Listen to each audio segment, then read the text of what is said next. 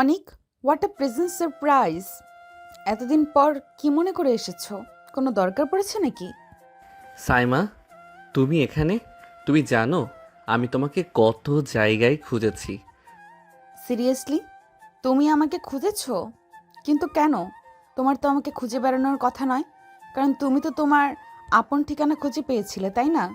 তাহলে হঠাৎ এতদিন পর আবার আমার খুঁজে বের হলে কেন? আমি তো কখনো বলিনি আমাকে খুঁজতে। তুমি এতদিন কোথায় ছিলে? দেখো সাইমা, তুমি আগেও আমাকে ভুল বুঝেছিলে, আর এখনও ভুল বুঝছো। দেখো, আমি এখানে কোনো সত্য মিথ্যার বিচার করতে বসিনি। তুমি এখানে কেন এসেছো সেটা বলো। তুমি যেদিন যা দেখেছিলে সেটা সত্য ছিল না। এসকে খান গ্রুপ অফ ইন্ডাস্ট্রিজের মার্কেটিং অফিসার পদে সার্কুলার ছিল, সেই ইন্টারভিউ দিতে এসেছি। কিন্তু তুমি এখানে কি করছো? আর এতদিন তুমি কোথায় ছিলে? সিরিয়াসলি? তুমি এসেছো মার্কেটিং অফিসার পদের ইন্টারভিউ দিতে? দ্য গ্রেট অনিক আহমেদ, যার দেশের টপ লেভেলে থাকার উচিত ছিল, যেটা তুমি একদিন বলেছিলে, এখন সে সামান্য একটা চাকরির পেছনে ছুটছে। টাইম চেঞ্জড তো।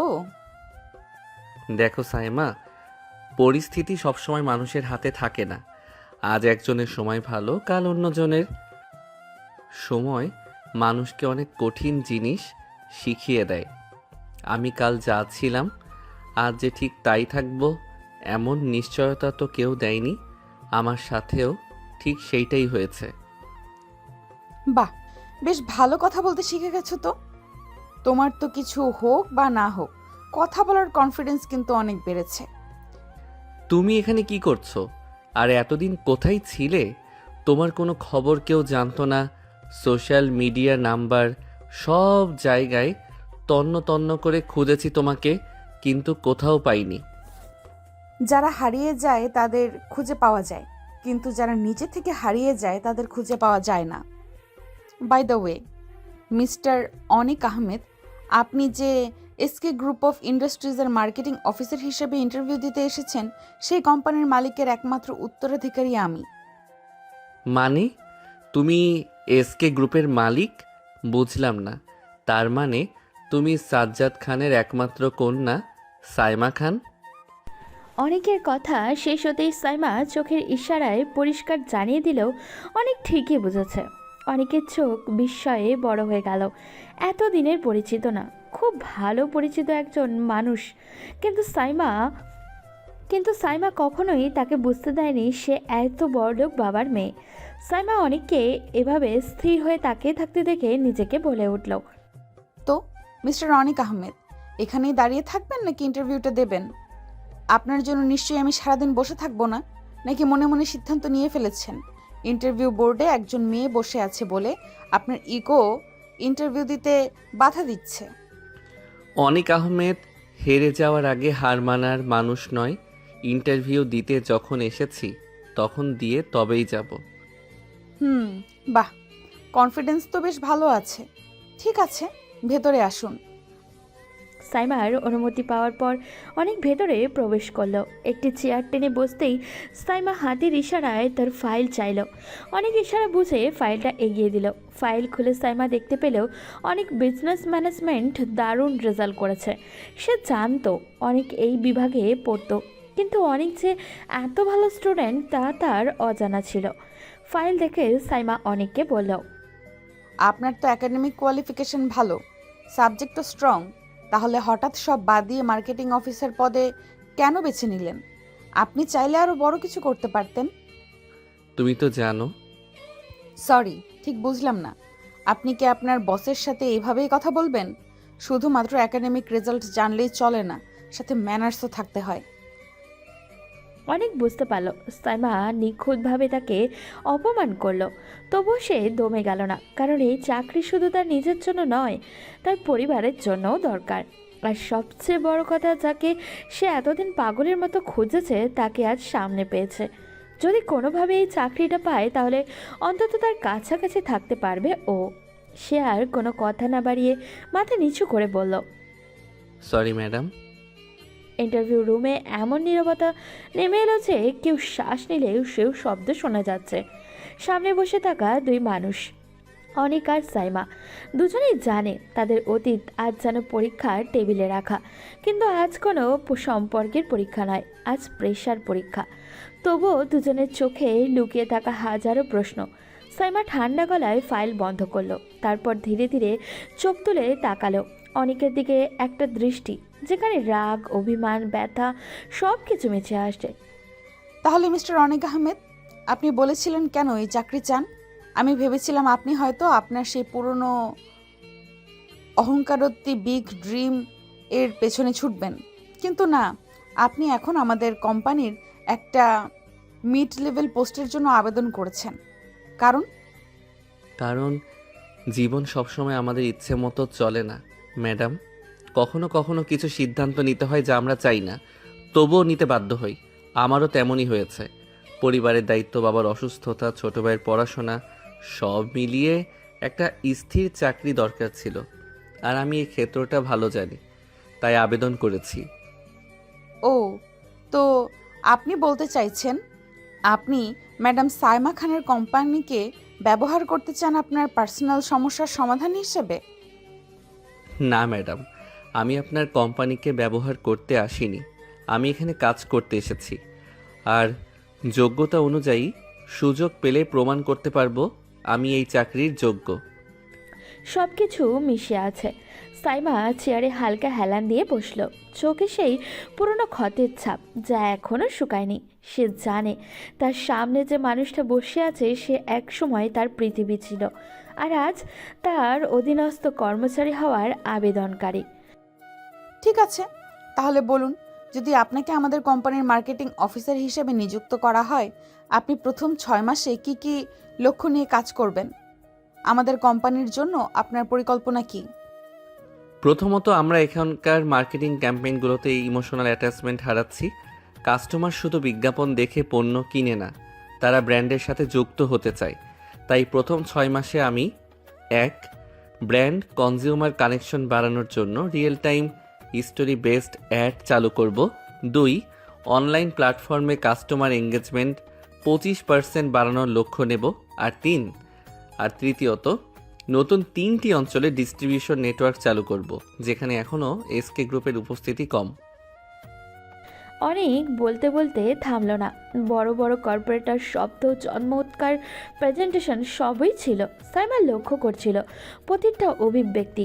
এই অনেক যে একসময় তাকে নিয়ে ভবিষ্যতের হাজারো স্বপ্ন দেখত, আজ সেই মানুষটা তার সামনে বসে ব্যবসায়িকভাবে কথা বলছে, একদম পেশাদারি, অনুভূতিহীন। কিন্তু সাইমা জানে অনেকটা এমন নয়, সে শুধু পরিস্থিতিকে মানিয়ে নিতে শিখেছে। আপনি ভালোই প্রস্তুতি নিয়ে এসেছেন, কিন্তু একটা জিনিস আমার পরিষ্কার না, আপনি কি সত্যি এই কোম্পানিতে কাজ করতে চান, নাকি শুধু জীবনের চাপে পড়ে একটা স্টেবল চাকরি চান? ম্যাডাম, আমি চাই, খুব চাই, শুধু চাকরিটা নয়, আমি চাই আমার জীবনকে আবারও ঠিকভাবে সাজাতে। আর এখানে কাজ করলে আমি সেটা পারবো বলে মনে করি। সাইমা কিছুক্ষণ নীরব রইল, যেন ভাবছে এই মানুষটাকে সে কোথায় হারিয়ে ফেলেছে, কেন হারিয়েছে, নাকি সে কখনোই তাকে সত্যিকারের ভাবে জানেনি। হঠাৎ সাইমা ফাইল বন্ধ করে জোরে জোরে টেবিলে রাখলো। শেষ প্রশ্ন, মিস্টার অনিক, আপনি যদি জানতেন আপনাকে ইন্টারভিউ নেওয়ার জন্য আমি থাকব, তাহলে কি আপনি এই চাকরির জন্য আবেদন করতেন? হ্যাঁ ম্যাডাম, কারণ কিছু মানুষ, কিছু সম্পর্ক, কিছু ব্যথা এড়িয়ে গেলে কখনো শেষ হয় না, সামনাসামনি দাঁড়িয়ে মোকাবেলা করতে হয়। আর আজ আমি সেটা করতে এসেছি। সাইমা হঠাৎই থমকে গেল, তার ঠোঁট কাঁপছে, চোখের গভীরে জমে থাকা অভিমান মাথা চাড়া দিয়ে যায়। কিন্তু সে নিজেকে সামলে নিয়ে কঠোর গলায় বলে, ঠিক আছে, আপনার ইন্টারভিউ শেষ, আপনাকে রেজাল্ট জানিয়ে দেওয়া হবে, এখন আপনি যেতে পারেন। Thank you ma'am. অনেক দরজা খুলে বেরিয়ে গেল। দরজা বন্ধ হওয়ার শব্দটুকু সাইমা বুকের ভেতরে চাপা ঝড় যেন আরও জোরে বইতে লাগলো। অনেক চলে গেল, কিন্তু তার প্রতিটা কথা সাইমার মাথায় প্রতিধ্বনিত হয়ে বাজতে থাকলো। কেন জানি না সেদিন তার চোখে হঠাৎ করেই জল চলে এলো। সে মুছল না, কারোর সামনে তো ভেঙে পড়তেই হবে, আর অনেকের সামনে তো ভেঙে পড়লে সে নিজেকে হারিয়ে ফেলবে। সেদিন বিকালটা অদ্ভুতভাবে ধীর ছিল। পুরো অফিসেই ফিসফাস, কে নাকি নতুন মার্কেটিং অফিসার হবে। সবাই জানে সাইমা খান সিদ্ধান্ত নিলে আর ফেরানোর সুযোগ থাকে না। কিন্তু আজ সাইমা নিজেই যেন নিজের সিদ্ধান্তের সামনে দাঁড়িয়ে আটকে গেছে। তার ল্যাপটপে 3জন শর্ট লিস্টে প্রার্থীর নাম, তানভীর রহমান, মেহেদি হোসেন আর অনিক আহমেদ। সাইমা 3বার নামগুলো পড়ল। প্রতিবারই তার চোখ থেমে গেল তৃতীয় নামটায়। হঠাৎই কেবিনের দরজায় আবারও টোকা পড়ল, টুকটুক শব্দ হলো। কামিন। ভিতরে ঢুকলো রাফিন, তার হাতে কাগজপত্র, কিছুটা কিন্তু মুখে উদ্বেগ। রাফিন হলো সাইমা কোম্পানির HR ডিপার্টমেন্টের হেড। ম্যাম, আমরা ফলাফল আজকেই ফাইনাল করতে চাই। সকল ডকুমেন্ট প্রস্তুত, শুধু আপনার ফাইনাল সিল প্রয়োজন। রাফিনের কথা শুনে সাইমা মাথা নাড়ালো, কাগজগুলো নিল, কিন্তু কোনো কিছুই আর মনোযোগ সহকারে পড়ল না। যেন সে শুধু মাত্র কাগজ ধরেই বোঝার চেষ্টা করছে এতে ঠিক তার কার ভাগ্য লেখা রয়েছে। রাফিন বিষয়টা লক্ষ্য করলো এবং সাইমাকে নরম গলায় বলল, ম্যাম, আমি আপনার থেকে আপনার ব্যক্তিগত কিছু জানতে চাই না, জানতে বলতেও চাই না। কিন্তু আপনি যদি কিছু মনে না করেন, এই সিদ্ধান্ত আপনাকে আবার নতুন করে মানসিকভাবে ভেঙে দিবে। সাইমা হঠাৎই চোখ তুলে তাকালো, কিন্তু সাইমা অবাক হলো না, কারণ রাফিন হলো সাইমা আর অনিকের ভার্সিটির জীবনের খুব ভালো একজন বন্ধু। সাইমা আর অনিককে সে পূর্ব পরিচিত, এটা রাফিন খুব ভালোভাবেই জানা। দৃঢ় কঠোর দৃষ্টি। মিস্টার রাফিন, আমি কারো জন্য ভেঙে পড়ার মানুষ নই। এতদিনে এইটুকু অন্তত আপনার আমাকে চিনে যাওয়ার কথা, কিন্তু আমার বলতে খারাপ লাগছে যে এতদিনও আপনি আমাকে ঠিক চিনে উঠতে পারলেন না। আমি কখনোই আর কারোর জন্য নিজেকে কষ্ট দেই না বা অন্য কারোর কথা ভাবিও না। আমার কাছে আমার আত্মসম্মান এবং আমার বাবার এই কষ্টের সাম্রাজ্য সব থেকে বেশি গুরুত্বপূর্ণ। তাই এখন আমি আর কোনো কষ্ট পাই না, কোনো কিছুর জন্যই পাই না। Not anymore. তাহলে ঠিক আছে, আসলে আমি আপনাকে নিয়ে চিন্তিত ছিলাম, সেখান থেকেই প্রশ্নটা করা। দুঃখিত ম্যাম, আমাকে ক্ষমা করবেন, আমি যা ভাবছেন এমন কিছুই না। তাহলে আপনার চূড়ান্ত সিদ্ধান্ত? সাইমা গভীর নিঃশ্বাস নিল, কয়েক সেকেন্ড পুরো নিস্তব্ধ। তার আঙুল ধীরে ধীরে অনিকের নামের পাশে সিলেক্টেড চিহ্ন টিক দিল। সাইমা যখন কোনো দ্বিধা ছাড়াই অনিককে সিলেক্ট করে, তখন রাফিন সাইমার পাশে দাঁড়িয়েছিল। রাফিন এক পলক সাইমার দিকে তাকালো, বিস্ময়ে তাকিয়েও থাকলো। ইউ সিলেক্টেড হিম? হ্যাঁ, কারণ সে যোগ্য আর আমার ব্যক্তিগত অনুভূতি এখানে কাজ করবে না। আমি সব সময় নিজেকে ব্যক্তিগত জীবন এবং প্রফেশনাল জীবন এক করি না, এটা আপনাকে মাথায় রাখতে হবে। আমি কখনোই আমার ব্যক্তিগত জীবনের কোনো ছায়া আমার প্রফেশনাল জীবনে পড়তে দেব না, আর এটা আমি কোনো ব্যক্তিগত টান থেকে করি না। অনেক নিজের যোগ্যতা দিয়ে এই জায়গাটা অর্জন করে নিয়েছে, তাই বলে আমি আমার ব্যক্তিগত কোনো ঘটনার জন্য একজন যোগ্য ক্যান্ডিডেটকে তার যোগ্যতা থেকে দূরে সরিয়ে দিতে পারি না। আমি বস, দুর্বল নই। রাফিন বুঝতে পেরেছে সাইমা কখনো আবেগী হয়ে কোনো সিদ্ধান্ত গ্রহণ করে না। সে যথেষ্ট বুদ্ধিমান এবং পরিশ্রমী একটা মেয়ে। রাফিন সম্মানের সাথে মাথা নাড়ালো এবং সাইমাকে উদ্দেশ্য করে বলল, ঠিক আছে ম্যাম, নিশ্চয়ই আপনি আপনার কোম্পানির জন্য সবসময় বেস্ট সিদ্ধান্তটাই নেবেন। আমি তার অফার লেটার প্রস্তুত করছি। রাফিন দ্রুত নিজের কথা শেষ করে সে বেরিয়ে গেল। রুমে আবার একা সাইমা। টেবিলের উপর মাথা নিচু করতেই তার চোখ দিয়ে দুফোঁটা পানি টুপটুপ করে পড়ল। সে দ্রুত মুছে ফেলল। এটা কখনো আমি আমার আত্মসম্মানকে দুর্বল করতে দিব না, কারণ এটা আমার দুর্বলতা নয়। এটা শুধুমাত্র আমার প্রেশার, শুধু চাপ। হ্যাঁ, শুধু চাপ, আর কিছু না। কিন্তু সে যে ভিতরে ভিতরে নিজেকে শক্ত রাখার চেষ্টা করছে, কিন্তু তারপরেও তার বুকের মধ্যে কোথাও একটা যে দুর্ভাব্য ভার জমেছিল, তার কোনোভাবেই লুকানো যাচ্ছিল না। অনেক সোফায় বসে, পাশে চা ঠান্ডা হয়ে গেছে। তার চোখে বারবার ফোনের দিকে। হয়তো ফলাফল আজই আসবে, হয়তো আবার আসবেও না, কিন্তু অন্য একটা দুশ্চিন্তা তাকে বেশি করে করে খাচ্ছে। সাইমা কি আমার কারণে চাকরিটা আটকে দেবে? তবুও মনটা বলছে না। সে তো এমন নয়। আর যাই হোক, সাইমা কখনো নিজের সজ্ঞানে কারোর কোনো ক্ষতি করবে না, এটা আমি মনে প্রাণে বিশ্বাস করি। অনেক বাড়িতে আসার পর থেকে তার মাথায় অনেক রকমের চিন্তা ঘুরপাক খাচ্ছে, কিন্তু সে কোনো কিছুই ঠিকঠাক জবাব খুঁজে পাচ্ছিল না। ঠিক তখনই হঠাৎ করে অনেকের ফোন বেজে ওঠে। অনেক ফোনের দিকে তাকিয়ে দেখে তার খুব পরিচিত একটি নাম্বার, যেটা দেখে অনেক মুখের অজান্তে হাসি রেখা ফুটে ওঠে।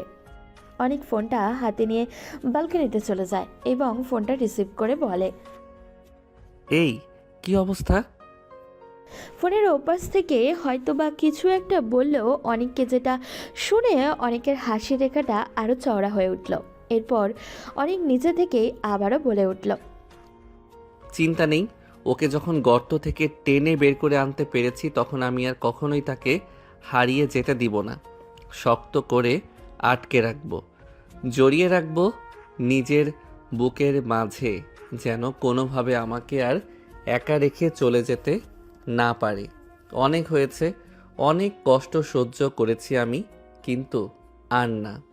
এবার ওকে প্রত্যেকটা কষ্টের জবাব দিতে হবে। কেন সে আমাকে এতটা কষ্ট দিয়েছে, কি অপরাধ ছিল আমার? ও যেন কোনোভাবে আমার কাছ থেকে আর পালাতে না পারে। এই জন্যই তো পার্মানেন্টলি সবসময় ওর কাছে থাকার ব্যবস্থা করছি।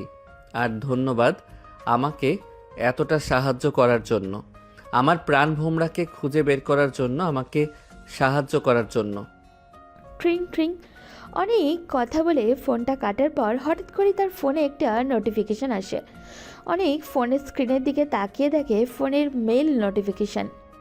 অনেকের যেন হাত পাত কাঁপতে শুরু করলো। মেইল খুলল। মেলটিতে খুলে হঠাৎ করে অনেক যেটা দেখলো, মেলটির যা দেওয়া আছে সেটা দেখে অনেকের চোখ কপালে উঠে যায়। অনেক হঠাৎ করে কি নিয়েছে ভুলে যায়। Congratulation, you have been selected as the marketing officer of a SK group. অনেকের বুক ধক করে উঠল। সে এক দৃষ্টিতে স্ক্রিনের দিকে তাকিয়ে থাকলো। কয়েক সেকেন্ড পর মুখে তীব্র অদ্ভুত এক হাসি ফুটে উঠল, যেন আনন্দ আর অস্বস্তি একসাথে। তাহলে তুমি আমাকে সুযোগ দিলে সাইমা। বিশ্বাস করো সুইটহার্ট, এটা তোমার দেওয়া শুধুমাত্র সুযোগ না, তোমাকে আবার নিজের করে পাওয়ার একটি আশার আলো। আমি আর কোনোভাবেই এই সুযোগ হাতছাড়া করব না। তোমাকে আমার হতেই হবে। এবার আর আমি তোমাকে নিজের থেকে আলাদা করব না, তোমাকে আর হারিয়ে যেতে দিব না, কখনোই না। I promise. তার চোখে এক ফোঁটা জল চিকচিক করে উঠল।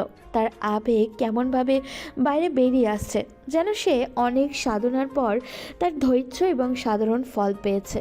অনেকে মনে মনে আরও একবার বলে উঠল, আমি এবার প্রমাণ করব যে আমি কোনো ভুল করিনি। না তুমি কোনো ভুল করেছিলে, আর না আমি কোনো ভুল করেছি। আমরা দুজনেই পরিস্থিতির শিকার হয়েছি। সরি, আমি ভুল করিনি, কিন্তু তুমি ভুল করেছো, মস্ত বড় ভুল করেছো আমাকে একা ফেলে হারিয়ে গিয়ে। তোমার কোনো আইডিয়া নেই আমি ঠিক কতটা কষ্ট নিয়ে তোমাকে খুঁজে বেরিয়েছি। বেঁচে থেকেও যেন মৃত্যু যন্ত্রণা সহ্য করেছি। পরদিন সকালে অদ্ভুত এক উত্তেজনায় ভরা ছিল। সবাই নতুন অফিসারের সাথে দেখা করতে উদ্গ্রীব, কিন্তু সবার চোখে একটাই প্রশ্ন, নতুন অফিসার আর ম্যাডাম কোথাও যেন কিছু তো একটা আছে। ঠিক সকাল 9:30টায় লিফট থামল। লিফটের দরজা খুলতেই অনেক প্রবেশ করলো। সাদা শার্ট আর ডার্ক ব্লু প্যান্ট, গম্ভীর চোখ। তার উপস্থিতিতেই অফিসের বাতাস কেমন যেন বদলে গেল। রিসেপশনিস্ট মৃদু হেসে বলল, স্যার, আপনাকেই খুঁজছিলাম। ম্যাম আপনাকে ওনার নিজের কেবিনে ডাকছেন। অনেক মাথা নাড়ালো। অনেক সাইমার কেবিনের সামনে দাঁড়িয়ে দরজায় নক করে টকটক শব্দ করলো। কামিন। অনেক দরজা খুলে ঢুকলো। দুজনের চোখে এক অদ্ভুত মিলতেই সেই পুরনো ঝড় বুকের মধ্যে আবারও বয়ে গেল, কিন্তু মুখে তা কেউ প্রকাশ করলো না। Good morning ma'am. Good morning, sit. অনেক সাইমার পারমিশন পাওয়ার সাথে সাথে বসলো। সাইমা অনেকের দিকে একটি ফাইল এগিয়ে দিল এবং মাথা নিচু করে অন্য একটা পেপারে সাইন করতে করতে বলল, এটা আপনার অ্যাপয়েন্টমেন্ট লেটার। আগামী 6 মাস আপনি ট্রেনিং সহ আমার সরাসরি সুপারভিশনে কাজ করবেন। অনেক একটু অবাক হয় সাইমার কথা শুনে, কিন্তু সেটা তার চোখে মুখে প্রকাশ পেল না। আর এদিকে সাইমার কথা শুনে অনেকের মনে যে লাড্ডু ফুটতে থাকে, সে এখন সব সময় সাইমার আশেপাশে থাকতে পারবে, যেটা সে চেয়েছিল। যদিও এই পোস্টে জয়েন করার পর সে সব সময় সাইমার কাছেই থাকতে পারতো না, কিন্তু যেহেতু 6 মাস তাকে সময় দেওয়া হয়েছে, এই 6 মাসে সে তার নিজের কাজ শেষ করে ফেলবে। কিন্তু তারপরেও অনেক একটু অবাক হওয়ার ভঙ্গিতে সাইমাকে বলল, ইয়োর ডিরেক্ট সুপারভিশন। ইয়েস, কোনো সমস্যা? না, সমস্যা নেই, তবে সাইমা চোখ সোজা রাখলো এবং বোঝানোর চেষ্টা করলো অনেক কি বলার চেষ্টা করছে। যখন সাইমা অনেক চেষ্টা করে বুঝতে পারলো না অনেক তাকে কী বলার চেষ্টা করছে, তখন সে নিজেই অনেককে প্রশ্ন করলো। তবে অনেক ধীরে ধীরে সাইমার করা প্রশ্নের উত্তরে বলল, আপনি নিশ্চিত এটা আপনার জন্য কঠিন হবে না? না মানে আপনি সারাদিন এত ব্যস্ত থাকেন, তার মধ্যে আমাকে সুপারভাইজ করে কাজ শেখাবেন? এটা তো আমার জন্য চরম ভাগ্যের ব্যাপার। এটা আপনার জন্য অনেক কষ্টকর হয়ে যাবে না? এটাই বলতে চাইছিলাম আর কি। সাইমার চোখে বিদ্যুৎ চমকালো, কারণ সাইমা ঠিকই বুঝতে পেরেছে অনেক তাকে কী বলতে চেয়েছিল, এবং অনেক যে কথা ঘুরিয়ে নিল এটাও সাইমা খুব ভালোভাবেই বুঝতে পেরেছে। তাই সাইমা অনেককে বলল, মিস্টার রনিক, একটা কথা সব সময় মাথায় রাখবেন। আমি কখনোই আমার ব্যক্তিগত জিনিস অফিসে নিয়ে আসি না। আর আমার কাজকে পার্সোনাল ফিলিংস নাড়াতে পারে এমন ক্ষমতা আপনার নেই। অনেক কিছুক্ষণ চুপ, তারপর মাথা নাড়ল এবং সে বীর বীর করতে বলতে লাগলো, ম্যাডাম, আপনি ব্যক্তিগত জিনিস অফিসে না নিয়ে আসলেও আমি এই অফিসে জয়েনিং করেছি আমার ব্যক্তিগত জিনিস আমার বাড়িতে নিয়ে যাওয়ার জন্য। সাইমা অনেকের দিকে এতটা মনোযোগী ছিল যে অনেক বিড়বিড় করে কি বলছে তার কিছু অংশ ঠিকই শুনতে পেরেছে, কিন্তু পুরো কথাটা শুনেনি ও, তাই ঠিকঠাক বুঝতেও পারেনি। তাই সে অন্যমনস্ক হয়ে প্রশ্ন করলো, সরি মিস্টার রনিক, আপনি কি কিছু বললেন? না তো ম্যাডাম, আপনি কি কিছু শুনেছেন? অনেকের এমন তেরা কথা শুনে সাইমা ইতস্তত হয়ে বলল, এত বাজে কথা না বলে নিজের কাজে মন দেন, তাহলে বুঝতে পারবো আপনার ঠিক কতটুকু কোয়ালিফিকেশন আছে এবং শুধু মুখে বলেন নাকি আদৌ ভেতরে কোনো যোগ্যতা আছে। ঠিক আছে ম্যাডাম, তাহলে আমরা দুজনেই নিজেদের প্রমাণ করব। ইয়েস, লেটস সি কে বেশি শক্তিশালী। দুজনের চোখে তখন আগুন, কিন্তু সেই আগুন ঘৃণার নয়, আবেগের, অতীতের অকথিত ভালোবাসায়। সাইমা ফাইল বন্ধ করে বলল, your duty starts today, you may go. সাইমার কথা শুনে অনেক উঠে দাঁড়ালো, ঠিক বেরিয়ে যাওয়ার আগে থেমে আবারও বলল, সাইমা মানে ম্যাডাম, ধন্যবাদ। আপনি আমাকে সুযোগ দিয়েছেন। আপনি নিজেও জানেন না আপনি ঠিক আমার কত বড় উপকার করেছেন। সাইমা মুখ ঘুরিয়ে নিল। অনেক সাইমার ব্যবহার দিকে হালকা করে হাসলো। অনেকের এই হাসি দেখে যেন সাইমার গা জ্বলে গেল, এবং দেখে সে মুখ ভেঙচি কেটে বলল, ডোন্ট থ্যাংক মি, আর্ন ইট। অনেক হালকা হাসলো। চেষ্টা করব না, প্রমাণ করে দেখাবো। দরজা বন্ধ হলো। সাইমার বুকের ভেতরে হাত চেপে ধরলো, যেন নিজেরই হৃদস্পন্দন শুনতে পাচ্ছে ও। সেদিন দুজনেই কাজ করলো, কিন্তু মন তো দুজনেরই পুরনো স্মৃতি খুঁড়ে খুঁড়ে বের করে আনছিল। আজ শুধু চাকরি শুরু হলো না, একটা নতুন যুদ্ধও শুরু হলো, একটা নতুন টানাপোড়েন, একটা অপূর্ণ সম্পর্কের নতুন অধ্যায় শুরু হলো। আর তারা দুজনেই জানতো এই অফিসে ঠিক করবে তাদের সম্পর্ক আবার জোড়া লাগবে নাকি আবারও ভেঙে যাবে। অফিসে অনেকের আজ দ্বিতীয় দিন, কিন্তু দিনের শুরুতেই সে বুঝলো শুধু কাজ নয়, প্রতিটি সেকেন্ডই তার জন্য পরীক্ষা। সাইমা সারাক্ষণ এমনভাবে তাকে উপেক্ষা করছিল যে সে অফিসে অদৃশ্য কোনো এক ছায়া, যাকে দেখা যায় না, শোনাও যায় না, গুরুত্ব দেওয়ার তো প্রশ্নই আসে না। অথচ এই সাইমাই এক সময় তার একটা মেসেজ না পেলে অস্থির হয়ে যেত। এখন সেই মানুষটা তার পাশ দিয়ে হেঁটে যায়, কিন্তু একটুও চোখ তুলে তাকায় না। কিন্তু তার চোখের কোণে সামান্য কম্পন কিংবা কোনো স্বাভাবিক বিষয়ে অতিরিক্ত কঠোর হয়ে ওঠা, এইসব সংকেত অনেক খুব ভালোভাবেই ধরতে পারে। সে জানে সাইমার ভেতরটা আসলে আগের থেকে অনেক বেশি অস্থির। শুধু পার্থক্য হচ্ছে সাইমা এই অস্থিরতাকে মুখোশের আড়ালে ডেকে ফেলতে শিখেছে। দুপুরে সবার সামনে আবার মিটিং, অনেক প্রেজেন্টেশন দিচ্ছে। রুমে হালকা গরম, সবাই মনোযোগী, কিন্তু সবার চোখের আড়ালে একটা তীক্ষ্ণ দৃষ্টি রয়েছে সাইমার। সে এমনভাবে অনেককে দেখছিল যেন সে কোনো ভুলের অপেক্ষায় আছে। অনেক কথা বলছিল ধারাবাহিকতাভাবে, কিন্তু তার ভেতরের চাপা উত্তেজনা তাকে বারবার শ্বাস ফেলতে বাধ্য করছিল। ঠিক তখন তার গলা একটু থেমে যায়। রুমের সঙ্গে সঙ্গেই নিস্তব্ধ, আর সেই নীরবতা ভেঙেই ঠিক তখনই সাইমার কণ্ঠে শোনা যায় একটা ঠান্ডা ধারালো কিন্তু গভীর একটা গলা। মিস্টার অনিক, আমি আশা করেছিলাম আপনি অন্তত আপনার প্রেজেন্টেশনের সময়টুকুতে নিজেকে স্থির রাখতে পারবেন। পেশাদার মানুষ হিসেবে এটা আপনার দায়িত্ব, যে কোনো পরিস্থিতিতে নিজেকে কনফিডেন্ট রাখা। যদি আপনি মাঝপথে থেমে যান অথবা কোনোভাবে নিজের আবেগকে আপনার কাজের ওপর প্রভাব ফেলতে দেন, তাহলে সেটা আপনার ব্যক্তিগত অদক্ষতা এবং তার দায় এই টিম নিবে না। তাই আপনি যা শুরু করেছেন তা শেষ করুন এই মুহূর্তেই। রুমে চাপা দীর্ঘ অস্বস্তি। অনেক মাথা তোলে, তার চোখে ব্যথায় এক চকচকে স্তর জমতে ওঠে, কিন্তু সে খুব শান্ত গলায় বলতে শুরু করে। জি ম্যাম, আমি শেষ করছি। তবে একটা কথা, আপনি সবসময় বলেন আমি যেন কাজের ক্ষেত্রে ব্যক্তিগত ব্যাপার না আনি, এবং আমি সেটা পুরোপুরি মানি। কিন্তু আপনি কি জানেন, আপনি যখন এভাবে আমাকে হার্শ বা অস্বাভাবিকভাবে চাপ দেন, সেটা আমাকে কাজের মধ্যে নয়, আমার ব্যক্তিত্বের ওপর আঘাত করে। আপনার প্রতিটা কথার ভেতরে এমন একটা এড়িয়ে যাওয়া, এমন একটা হঠাৎ উত্তেজনা থাকে, যেটা আমার কাজে ভুলের কারণে নয়, বরং আমার উপস্থিতি আপনাকে অস্বস্তিতে ফেলে বলেই মনে হয়। আমি চেষ্টা করি আপনাকে কোনোভাবেই বিরক্ত না করতে, তবু আপনার প্রতিটা শব্দ আমাকে অনুভব করিয়ে দেয় যে আপনি আমার দিকে তাকাতেও চান না। আমি জানি না এর কারণ কাজ নাকি। অনেক কথা শেষ করতে পারে না, কিন্তু তার গলাটায় টান স্পষ্ট বোঝা যায় যে সে বাকিটা বলতে চেয়েও থেমে গেছে। সাইমা ধীরে মাথা তোলে, তার চোখেও কঠোরতার আবরণ আরও মোটা হয়ে ওঠে, কিন্তু সেই কঠোরতার আড়ালে কিছুতে একটা আছে, যা একটা পুরনো ব্যথা, যেটা সে চেপে রাখতে চাইছে মরিয়া হয়ে।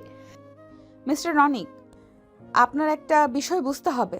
আমি কাউকে কোনো বিশেষ কারণে উপেক্ষা করি না, না কোনো বিশেষ কারণে অতিরিক্ত গুরুত্ব দেই। যখন আমি কাউকে দেখেও দেখি না, তার মানে সে আমার পেশাগত দায়িত্বের জন্য এখনও যথেষ্ট গুরুত্বপূর্ণ অবস্থানে নেই। আর আমি একজন প্রফেশনাল, আমার কাছে আমার কাজই প্রথম, আমার অনুভূতি নয়। আপনি যদি মনে করেন আমার আচরণ আপনার প্রতি ব্যক্তিগত, তাহলে এটা আপনার ভুল ধারণা। আমি কাউকে এতটা গুরুত্ব দিই না যে তাদের উপস্থিতি আমার মনোযোগে ব্যাঘাত ঘটাবে। আমি আপনাকে ব্যক্তিগতভাবে দেখি না, একদমই না। আর ব্যক্তিগত যে বিষয়গুলো আপনি ইঙ্গিত দিলেন, সেগুলোকে আমরা আলাদা রেখেছি, অন্তত আমি রেখেছি। তার কণ্ঠ ছিল নির্মম, কিন্তু সেই নির্মমতার ভিতরেই একটা চাপা কাঁপুনি ছিল, যেটা অনেক ধরেই ফেলল। মিটিং শেষ, সবাই বেরিয়ে যায়। অনেকও বসে থাকে। সাইমা ফাইল গোছাচ্ছিল, কিন্তু সে ঠিকই বুঝতে পারছিল অনেক এখনও পিছনে দাঁড়িয়ে আছে, আর অনেক জানতো এখন না বলে আর বলা যাবে না। অনেক ধীরে এগিয়ে আসে। তুমি যেটা বললে, আমি তোমার কাছে গুরুত্বহীন, আমার উপস্থিতিতে তোমার কিছু যায় আসে না, তুমি সত্যি এটা বিশ্বাস করো? তুমি কি সত্যিই মনে করো তুমি আমাকে দেখে কিছুই অনুভব করনি?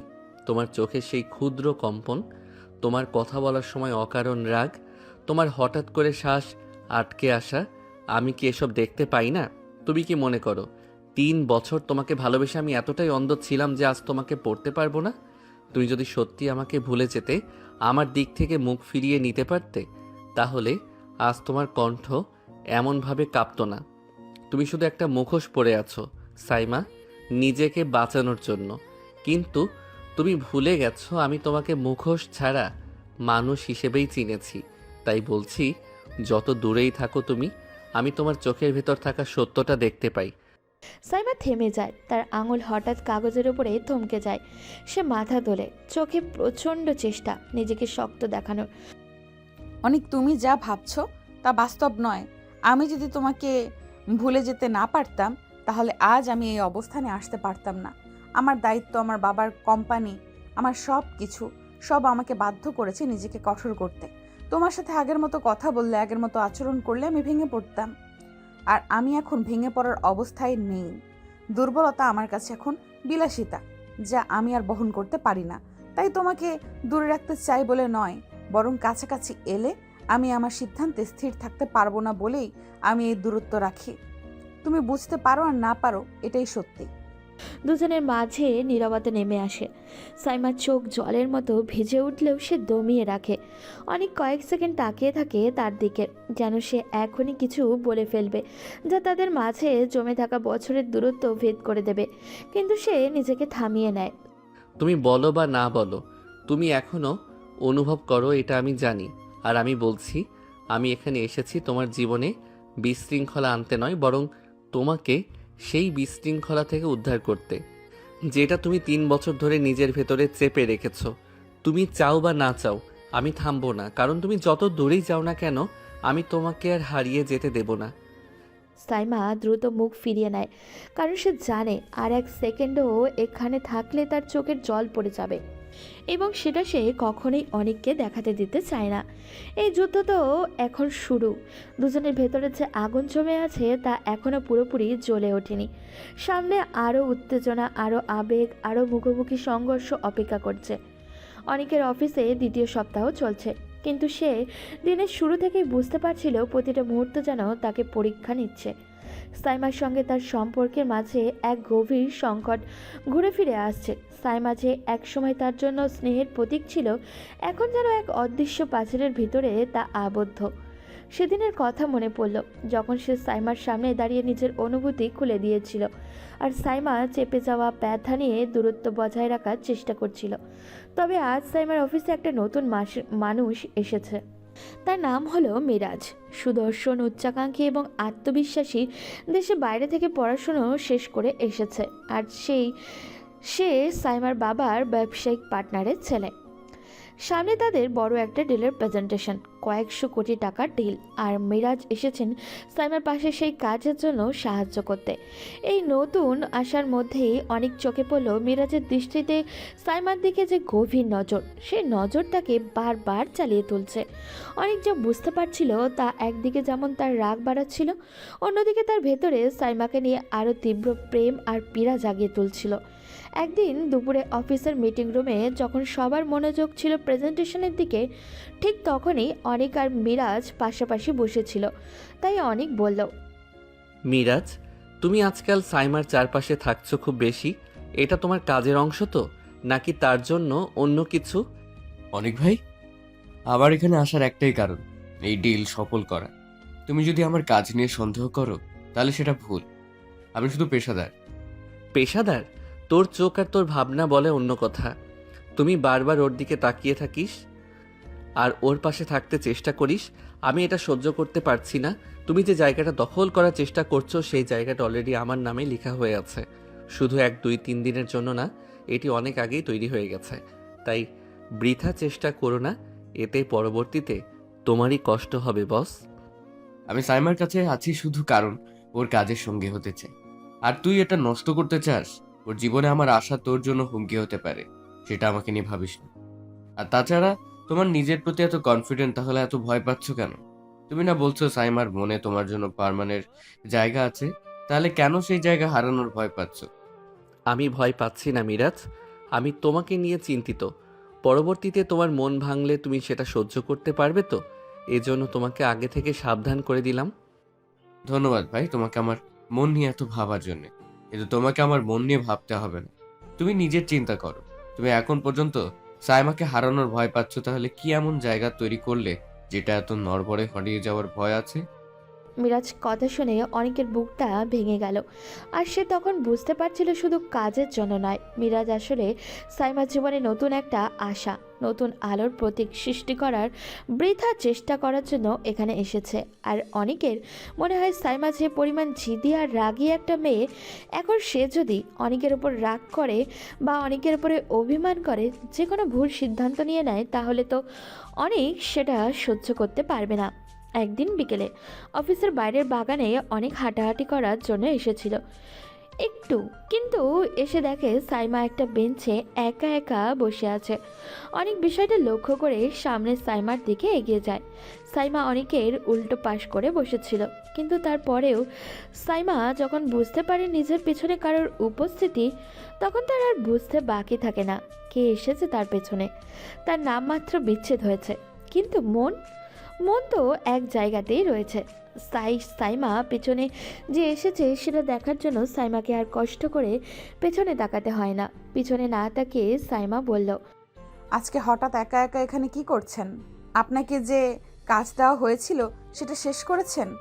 দেখুন অনেক সাহেব সামনে আমাদের অনেক বড় একটা দেখুন অনেক সাহেব আমাদের সামনে একটা বড় একটা পরীক্ষা। এসকে গ্রুপ কোম্পানিটা আমার বাবার অনেক শখের।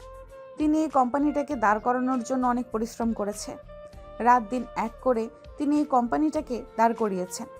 এখন আমি যদি তার মেয়ে হয়ে তার এই পরিশ্রমের মূল্য দিতে না পারি, তাহলে নিজের কাছে নিজেকে কখনো দাঁড় করাতে পারবো না। আমার বাবা অনেক ভরসা করে আমার উপরে দায়িত্ব দিয়েছেন। এখন আমাদের মধ্যে অনেক উত্তেজনা কাজ করতেছে। আমি চাই আপনিও আপনার সর্বোচ্চটা দিয়ে আগামী ডিলটা জিতে নিতে আমাদের সাহায্য করুন। চিন্তা করবেন না, আমার আপনার প্রতি পূর্ণ আস্থা আছে। আপনি অত্যন্ত বুদ্ধিমতী এবং পরিশ্রমী একটা মেয়ে। আমি জানি আপনি যদি চেষ্টা করেন তাহলে নিশ্চয়ই আপনি আপনার লক্ষ্যে পৌঁছাতে পারবেন।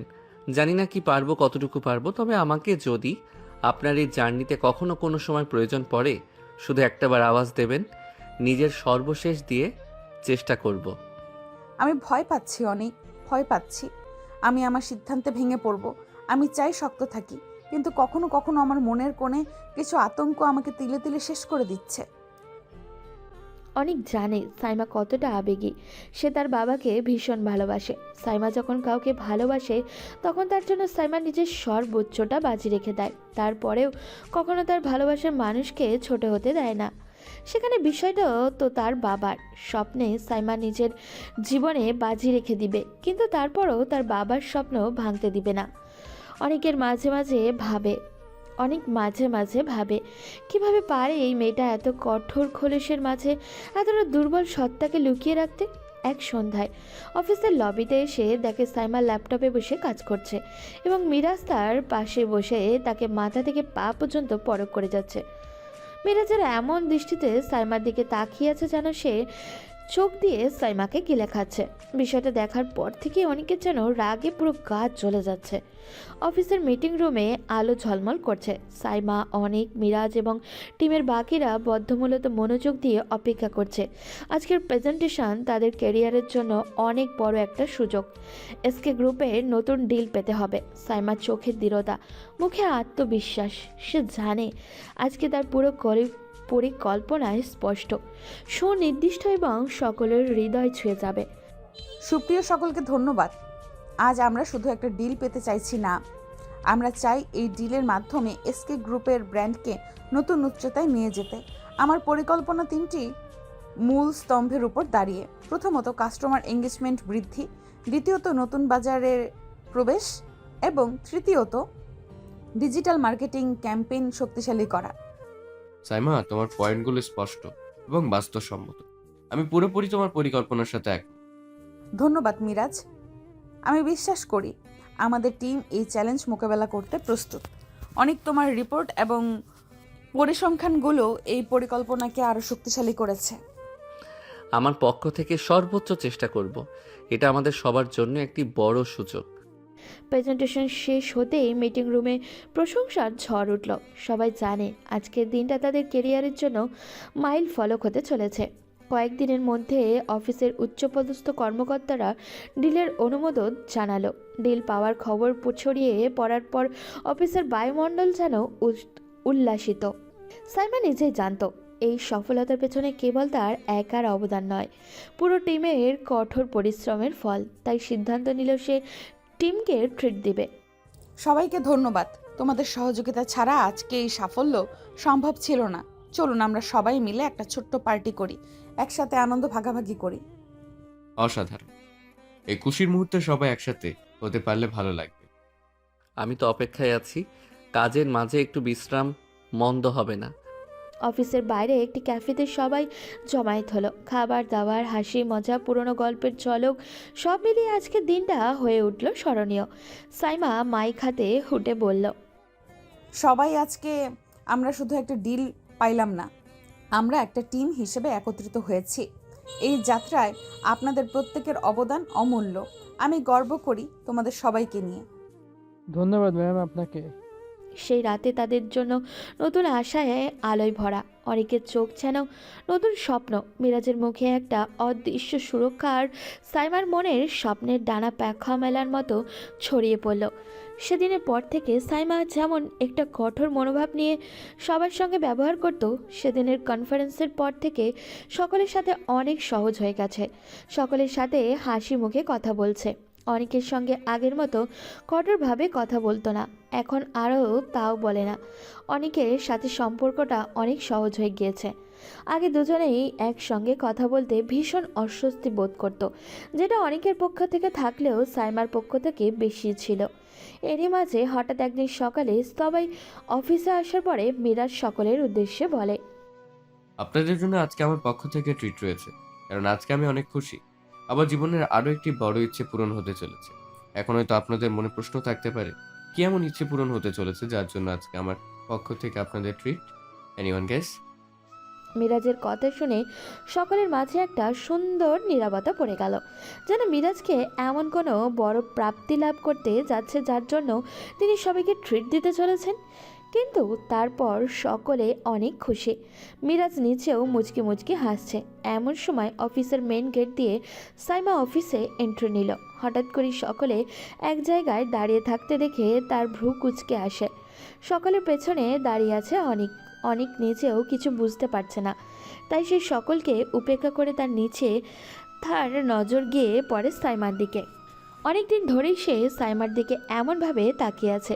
মিরাজ এখনও হাসছে, যেটা দেখে অনেকের গা একদমই চলে যাচ্ছে। এমন সময় হঠাৎ করে অনেকের ফোন বেজে ওঠে। অনেক পকেট থেকে ফোন বের করে স্ক্রিনের দিকে তাকায়। নাম্বারটা দেখে তার মনের সন্দেহ জানে। সে একবার স্ক্রিনের দিকে আবার মিরাজের দিকে তাকায়, পরে সাইমার দিকে তাকিয়ে ফোনটা রিসিভ করে কানে ধরে। অতঃপর পাশ থেকে যা সেটা শুনে তার মেজাজ খারাপ হয়ে যায়। অনেক ভীষণ রেগে যায়। সাইমা এখনও ঠিক বুঝে উঠতে পারছে না কে চলছে। সাইমা যখনই কিছু বলতে যাবে এমন সময় অনেক কোথা থেকে এসে শক্ত করে সাইমার হাতটা ধরে, টেনে টেনে সাইমার কেবিনের দিকে নিয়ে যায়। হঠাৎ কী থেকে কী হচ্ছে সাইমা কিছুই বুঝে উঠতে পারে না, এবং সে কি রিয়াকশান দেবে সেটাও বুঝে উঠতে পারছে না। হঠাৎ কী থেকে কী হচ্ছে কেউ বুঝতেই পারছে না। মিরাজ যখন অনেককে আটকাতে যাবে তার আগেই অনেক সাইমাকে কেবিনে নিয়ে গিয়ে দরজা আটকে দেয়। এদিকে অফিসার সবার মাঝে গুঞ্জন শোনা যায় যে অনিক আর সাইমার মাঝে নিশ্চিত কিছু চলছে। এদিকে অনিক সাইমাকে নিয়ে এসে দরজা লাগানোর পর থেকেই মিরাজ একের পর এক দরজায় নক করছে এবং সাইমা আর অনিককে ডাকাডাকি করছে, কিন্তু ভেতর থেকে কোনো সাড়ার শব্দই পাওয়া যাচ্ছে না। হঠাৎই এমন পরিস্থিতিতে সাইমা নিজেও বেশ বিরক্ত হয়ে বলে, কি সমস্যা আপনার মিস্টার অনিক? আপনি আমাকে এখানে কেন নিয়ে আসলেন? আর আপনার সাহস হলো কি করে সবার সামনে আমার হাত ধরার? আমার সাহস যে ঠিক কী এবং কতটা সেটা তোমার থেকে ভালো আর কেউ জানে না, তাই সেই বিষয়ে আমরা এখন আর কথা না বলি, এটাই দুজনের জন্য ভালো। কিন্তু তোমার সাহস দেখে আমি অবাক হয়ে যাচ্ছি। তোমার শুধু সাহস না, দুঃসাহস কোথা থেকে আসে যে তুমি অন্য কাউকে বিয়ে করার কথা চিন্তা করতে পারো? হঠাৎই অনেকের কাছ থেকে এমন কথা শুনতে হবে সেটা সাইমা অ্যাকসেপ্টও করেনি। অনেক সাইমার দিকে তাকিয়ে দেখে সাইমা যেন পুরো পরিস্থিতির কিছুই বুঝতে পারছে না। অনেকক্ষণ অনেককে চুপচাপ দাঁড়িয়ে থাকতে দেখে সাইমা কিছু বলতে যাবে তার আগেই সে অনেককে হাতের ইশারায় চুপ করিয়ে দেয়। সাইমা নিজেই বলে, কি সমস্যা আপনার? কিসের বিয়ে? কী সব বিয়ের কথা বলছেন আপনি? দেখুন, জানি না আপনি কি বলছেন, কেন বলছেন আমি জানি না, তবে এইটুকু বলতে পারি কোনো কিছু না জেনে না বুঝে যাচাই বাছাই না করে কিছু বলা উচিত না। আমি না জেনে কিছু বলছি না। আপনার ওই মিরাজের সাথে বিয়ে ঠিক হয়নি? অনেকের কথা শুনে সাইমা যেন আকাশ থেকে পড়ল। সে প্রচণ্ড অবাক হয়ে বলে, কী সব যাতা বলছেন আপনি? মিরাজের সাথে আমার বিয়ে মানে? এমন ভাব করছেন যেন আপনি কিছু জানেন না। সাইমা অনেকের মুখের দিকে তাকিয়ে থাকে কিছুক্ষণ, যেন তার প্রতিটি শব্দ, প্রতিটি অভিযোগ সাইমার মাথার ভিতরে ছুরি হয়ে ঢুকছে। কিন্তু সমস্যা হলো, সেই অভিযোগের সামনে সে নিজেই জানে না। সাইমার শ্বাস নিতে পর্যন্ত কষ্ট হচ্ছে। তার চোখে স্পষ্ট অবাক এবং ভয়ের ছাপ। অনিক, আপনি কি বলছেন? আমি সত্যি কিছু বুঝতে পারছি না। কি প্রস্তাব? কার প্রস্তাব? আমি মিরাজের বাবা মা আবার আমার বাড়িতে যাবে কেন? আপনি কি শুনেছেন? কোথায় শুনেছেন? কেন শুনেছেন? কিছুই তো পরিষ্কার করে বলছেন না। অনেক গভীর নিঃশ্বাস নেয়। তার চোখে আগুন কিছুটা কমলেও রাগটা এখনো বয়েই গেছে। সে সোজা সাইমার দিকে তাকিয়ে থাকে, যেন বহুদিনে জমে থাকা কথাটা রূপ দিতে চাইছে। তোমার না জানার কথা শুনতে শুনতে আমি বিরক্ত। তুমি এখনো বলছো তুমি কিছুই জানো না? তোমার বাড়িতে কি হচ্ছে, কারা আসছে, কারা প্রস্তাব দিচ্ছে, তুমি কিছুই জানো না? এটা কি সম্ভব? আজ সকালে আমি নিজের কানে শুনেছি মিরাজের বাবা মা আমার এক একজন পরিচিতির মাধ্যমে খবর পাঠিয়েছে। তারা তোমাদের বাসায় দেখা করতে গিয়েছিল। উদ্দেশ্য ছিল বিয়ের প্রস্তাব। আর আর তুমি বলছো তুমি জানো না? সাইমা হতবাক, তার মুখ শুকিয়ে যায়। সে ধীরে ধীরে একটা চেয়ারে বসে পড়ে, যেন পা দুটো আর তাকে ধরতে পারছে না। আমি তো নিজের কানেই বিশ্বাস করতে পারছি না। কোথায় কি হচ্ছে আমি কিছুই জানি না। আপনি অন্তত একটু পরিষ্কার করে বলবেন। অনিক, আমি শপথ করে বলছি আমি কিছুই জানি না, বিশ্বাস করুন। আমার পরিবারের কেউ আমাকে বলেনি, কেউ কিছু আলোচনা করেনি, এমনকি মিরাজও আমাকে কখনো এমন কিছু বলেনি। সে যদি সত্যি এমন কিছু করে থাকে তাহলে সেটাও আমি এই মাত্র আপনার মুখেই প্রথম শুনছি। আমি জানতামই না এমন কিছু ঘটেছে। আপনি কেন ভাবছেন আমি সব জানি? কেন ভাবছেন আমি ইচ্ছে করে কিছু লুকাচ্ছি? অনেক 2 সেকেন্ড চুপ থাকে, কিন্তু তার ভেতরের ক্ষোভ এখনও পড়ে চলেছে। সে এক ধাপ করে এগিয়ে এসে টেবিলের ওপরে হাত রাখে এবং হালকা ঝুঁকে সাইমার দিকে তাকায়। কারণ তুমি আমাকে কখনো কিছু বলো না সাইমা। তুমি নিজের অনুভূতি তো দূরের কথা, নিজের জীবনের গুরুত্বপূর্ণ বিষয়গুলো পর্যন্ত কাউকে জানাতে চাও না।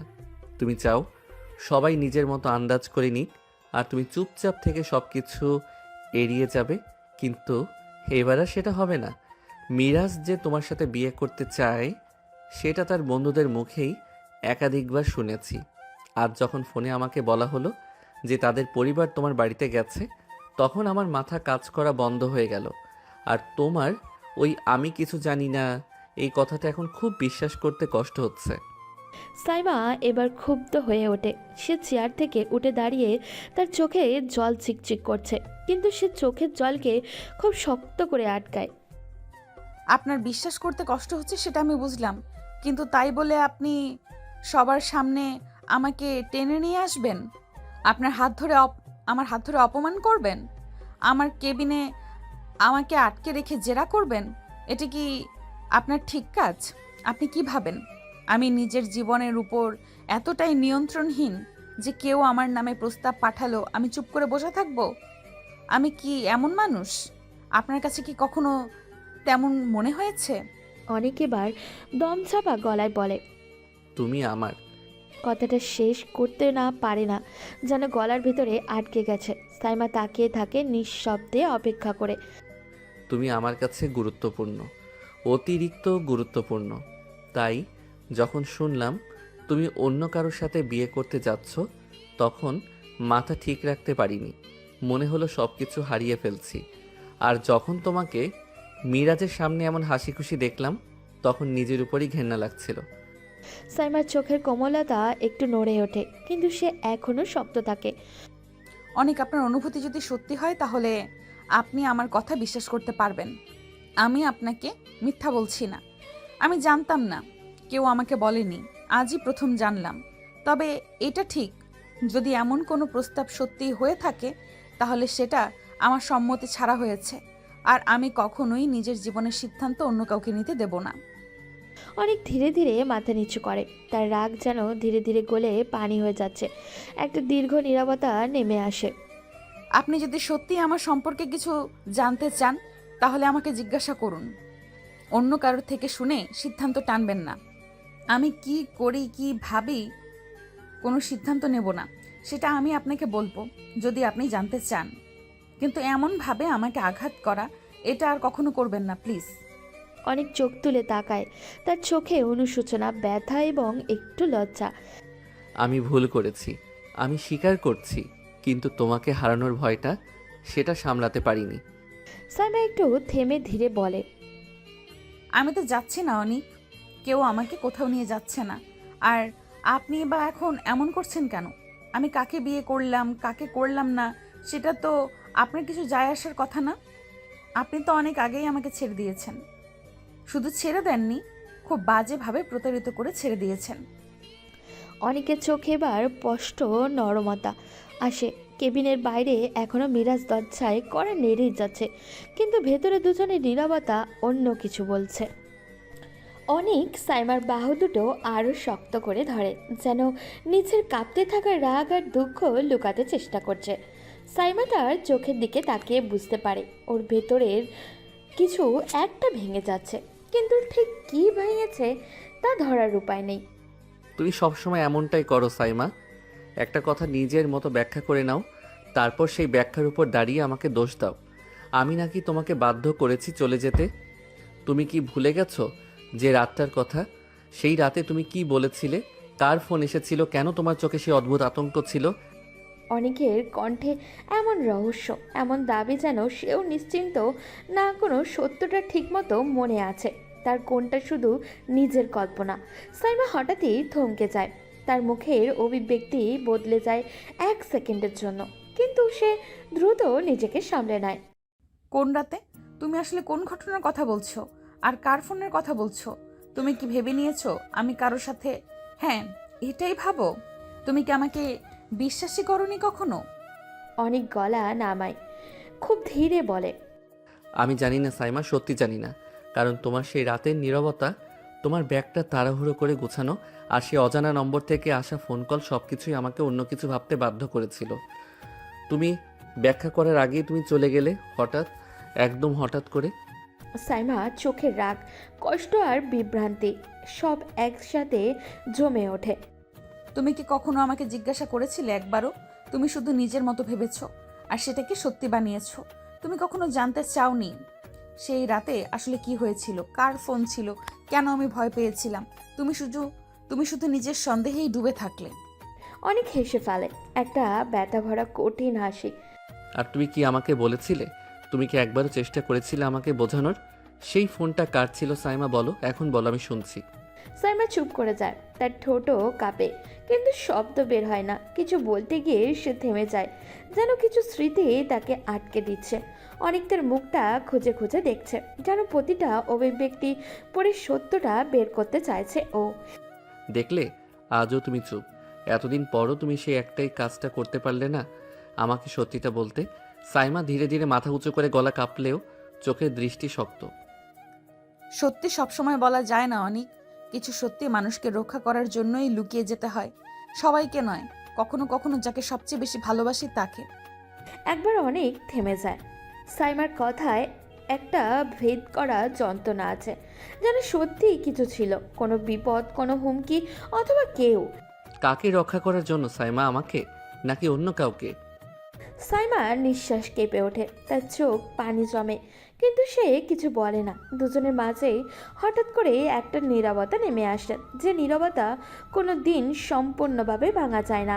এখানে মনে হয় হয়তো সত্যিই কোনো তৃতীয় ব্যক্তি ছিল, অথবা হয়তো তাদের দুজনের ভুল বোঝাবুঝি সেই তৃতীয় ব্যক্তি। কিন্তু সত্যিটা, সে এখনও অদৃশ্য অন্ধকারে লুকিয়ে আছে, যেটা দুজনেই জানে, আবার কেউ হয়তো ঠিকমতো জানেই না।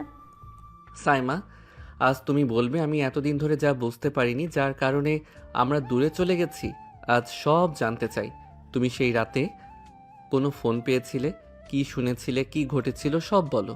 তুমি আমার সামনে দাঁড়িয়ে আছো আর আমি তোমার প্রতিটা কথা শুনতে চাই। আজ কোনো লুকোচুরি নয়, কোনো অর্ধসত্য নয়। হ্যাঁ, আজ আমি বলবো, কারণ তুমি এমনভাবে প্রশ্ন করছো যেন আমি ইচ্ছে করে তোমাকে কষ্ট দিয়েছি, যেন আমি তোমাকে ধোঁকা দিয়েছি। অথচ তুমি জানোই না আমি ঠিক কোন অবস্থার মধ্য দিয়ে যাচ্ছিলাম। তুমি কখনো সেই রাতে আমার চোখের দিকে তাকিয়ে জানতে চাওনি কি ঘটেছিল। তুমি শুধু যা দেখেছো, যা অনুমান করেছো, সেটাই সত্যি ধরে নিয়েছো। কিন্তু সত্যিটা কখনো তোমার সামনে আসেনি। আমি শুধু মনে করতে পারি তুমি সেই রাতে একটা ফোন পাওয়ার পর পুরো বদলে গিয়েছিলে। তোমার মুখ ফ্যাকাশে হয়ে গেল, তুমি অসংলগ্ন আচরণ করলে, আর পরদিন ভোরে তুমি আমার কোনো কথা না শুনে চলে গেলে। আমি ভাবলাম তুমি আমাকে এড়িয়ে যাচ্ছ। তখন যদি তুমি শুধু একটা কথা বলতে, কেন তুমি এমন হলে, কি ঘটলো, সব কিছু বদলে যেত। কিন্তু তুমি চুপচাপ চলে গেলে। ফোনটা ছিল মিরাজের।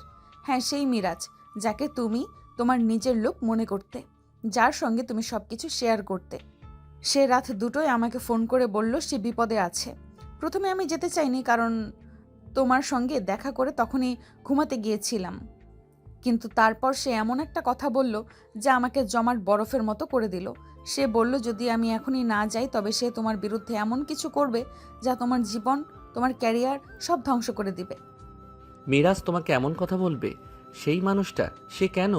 সে তোমাকে হঠাৎ করে এত রাতে ফোন করবে কেন? আর তোমাকে হুমকি দেবে কেন? কারণ সে আমাকে পছন্দ করতো অনেক অনেক দিন ধরে, কিন্তু কখনো পরিষ্কার করে বলেনি। ওর আচরণ মাঝে মাঝে অদ্ভুত মনে হতো, কিন্তু আমি কখনো ভেবেই দেখিনি এটা আসলে কি। আমি যখন তাকে বললাম আমি তোমাকে ভালোবাসি আর তোমার সাথেই থাকতে চাই, সে সেটা সহ্য করেনি। সেই রাতেই সে প্রথমবার নিজের মুখে স্বীকার করলো। তার চোখে এমন এক রাগ, এমন এক পাগলামি ছিল যে আমি ভয় পেয়ে গিয়েছিলাম। সে বলল আমি যদি তোমাকে না ছাড়ি তাহলে তোমাকে হারাতে হবে। সে তোমাকে নিজের হাতে ধ্বংস করে দেব। আর তুমি তখনই সিদ্ধান্ত নিলে আমাকে ছেড়ে যাওয়ার। তুমি আমাকে কিছু বলতে পারতে, আমি তোমার উপর রাগ করতাম না। তুমি যদি তখনই বলতে মিরাজ তোমাকে এমন হুমকি দিচ্ছে, আমি কখনোই তোমাকে সন্দেহ করতাম না। আমি বরং তোমার পাশে দাঁড়াতাম। না অনিক, তুমি শুনতে না, তুমি ভাবতে আমি বাড়িয়ে বলছি। আমি সেই সময় তোমাদের দুজনকে যতটা কাছে দেখতাম, আমি জানতাম তুমি একবারও বিশ্বাস করবে না মিরাজ এমন কিছু করতে পারে। আর যদি তুমি বিশ্বাস না করতে তাহলে আমাদের সম্পর্কটাই সন্দেহেই ভেঙে যেত।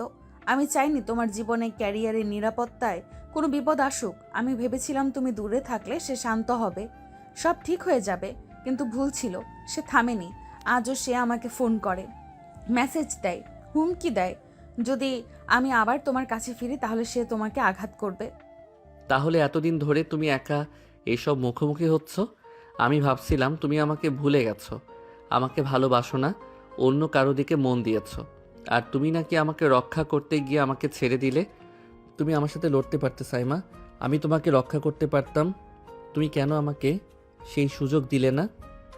কারণ তোমাকে হারানোর ভয়টাই ছিল সবচেয়ে বড় ভয়। আমি যদি তোমাকে বলতাম আর তুমি বিশ্বাস না করতে তাহলে আমাদের সম্পর্ক তাতেই শেষ হয়ে যেত। আর যদি সে তোমার কোনো ক্ষতি করত, আমি সেটা কোনোভাবেই সহ্য করতে পারতাম না। তাই আমি দূরে সরে যাই, ভাবতাম এটাই নিরাপদ। কিন্তু আমি জানতাম না যে তুমি কতটা অসুস্থ হয়ে পড়েছো। এবার আর তুমি একা নাও। এখন থেকে সব আমি সামলাবো। এখন থেকে সব আমি সামলাবো। মীরা যতই ক্ষমতাবান হোক, যত সংযোগ থাকুক, এবার আমি তার মুখোমুখি হব। তুমি আমার পাশে থাকবে আর আমি তোমাকে রক্ষা করব। সত্য লুকিয়ে রাখা শেষ, এখন সময় সত্যের বিরুদ্ধে দাঁড়ানোর। অনেক তাকে অবহেলা করো না, সে এখন আগের মতো নেই। সে যা করতে পারে তুমি কল্পনাও করতে পারবে না। আমি চাই না তোমার কোনো ক্ষতি হোক। তোমাকে হারানোর থেকেও বড় কোনো ভয় আমার নেই, আর তোমাকে রক্ষা করতে হলে আমি শেষ পর্যন্ত যাব। সাইমা কিছুক্ষণ চুপ থাকে। দুজনের মধ্যে নীরবতা, উত্তেজনা, ভালোবাসা সব মিলিয়ে একটা নতুন অধ্যায় শুরু হতে থাকে। আজ সব শেষ, আজ সত্যটা সামনে আসবে। কথাটি বলে অনেক সাইমার কেবিনের দরজা খুলে বাইরে বেরিয়ে এসে দেখে মিরাজ এখনো সেখানেই দাঁড়িয়ে আছে। অনিক, তুমি একা কেন? সাইমা কোথায়? তোমার এত বড় সাহস, তুমি এতক্ষণ ধরে সাইমাকে নিয়ে রুম লক করে রেখেছিলেন? কি যে বলেন না মিরাজ সাহেব, একজন অ্যাডাল্ট ছেলে মেয়ে, সরি, স্বামী স্ত্রী যখন লক করা রুমে থেকে বেরিয়ে আসে তখন রুমের ভেতর কি হয়েছে সেটা জিজ্ঞেস করতে নেই। বাজে কথা বলা বন্ধ করো। তোমরা দুইজন স্বামী স্ত্রী মানে? আপনি এখনো জানেন না?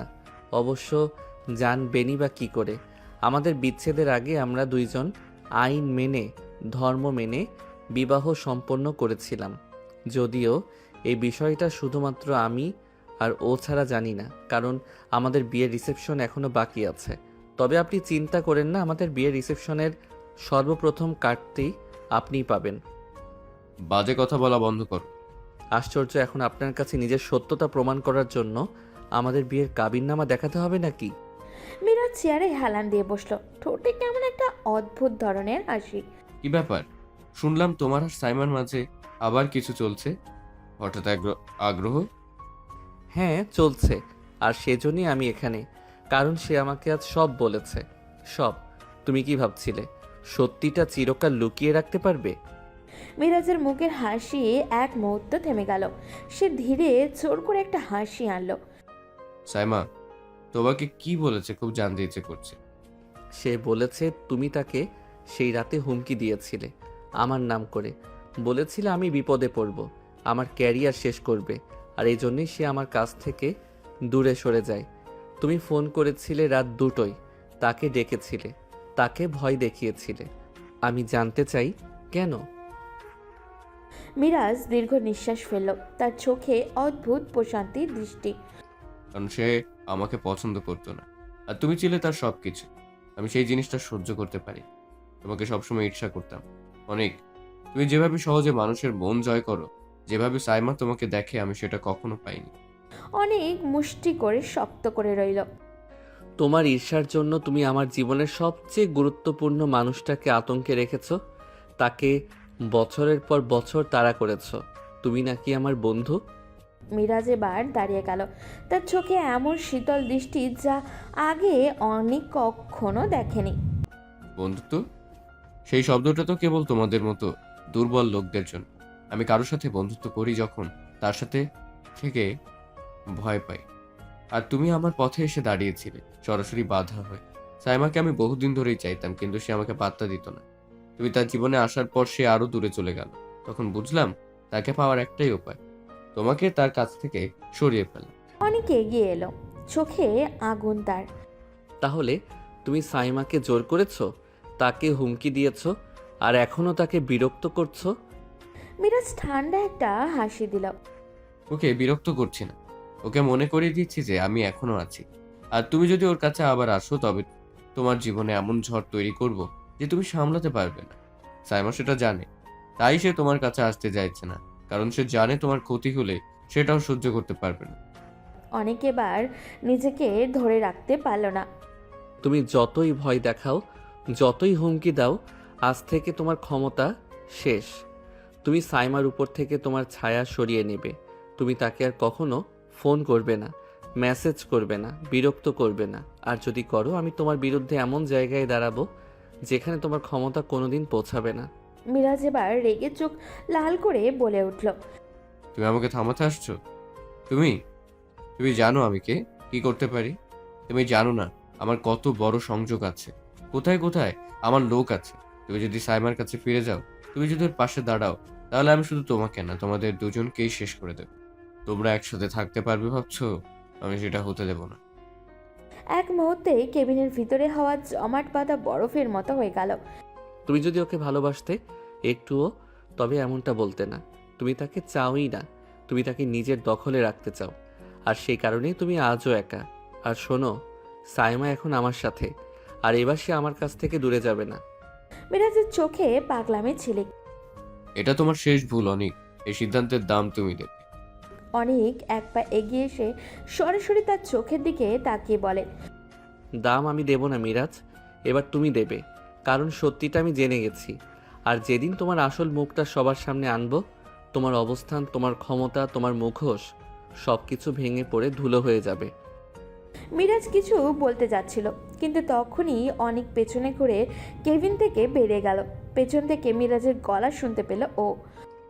অনিক, তুমি ফিরে এসেছো, কিন্তু এবার বেরোতে পারবে না। তুমি দেখবে কি হতে যাচ্ছে।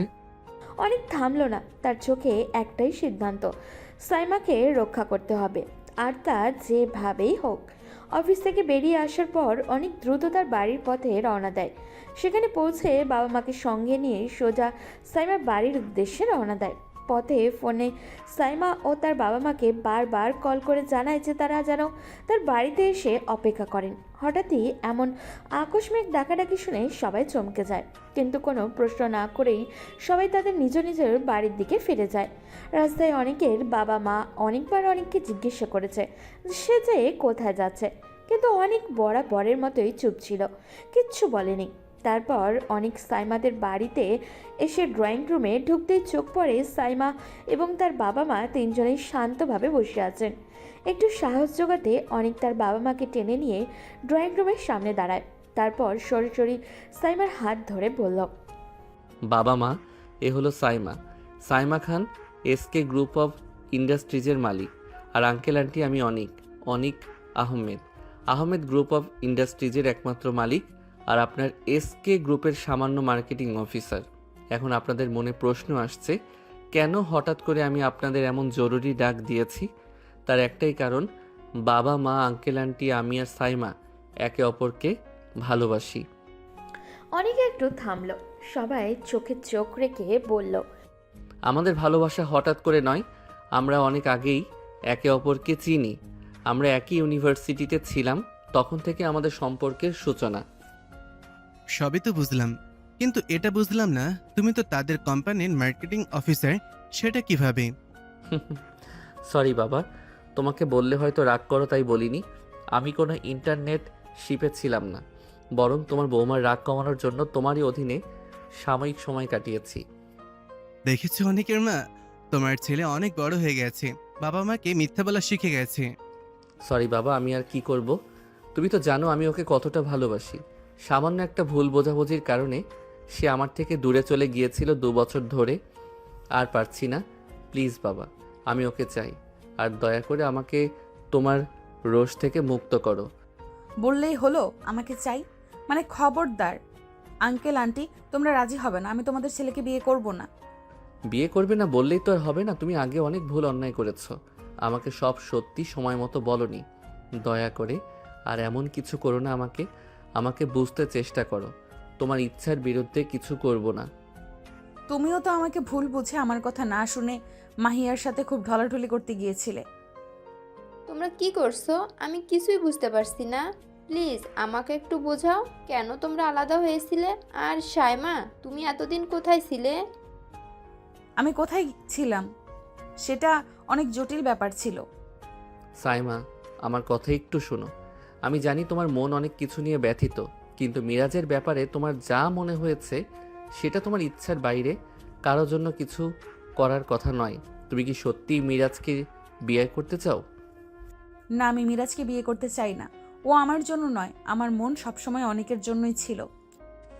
আমি খুশি সেটা শুনে, কারণ আমি চাই তুমি শুধু আমার পাশে থেকো, আর তোমার ইচ্ছার বিরুদ্ধে কোনো সিদ্ধান্ত নিতে হবে না তোমাকে।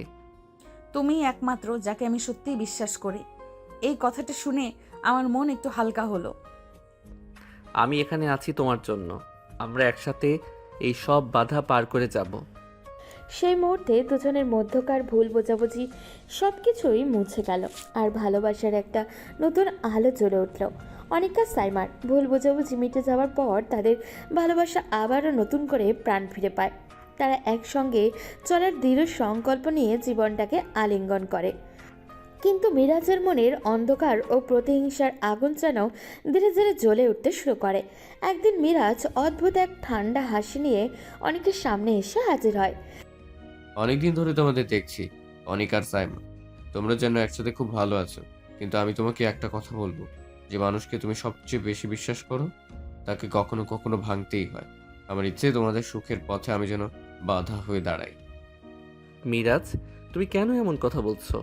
আমরা শুধু চাই সাইমা ভালো থাকুক আর আমরা একসঙ্গে থাকি। তোমার এই দুঃখ কি?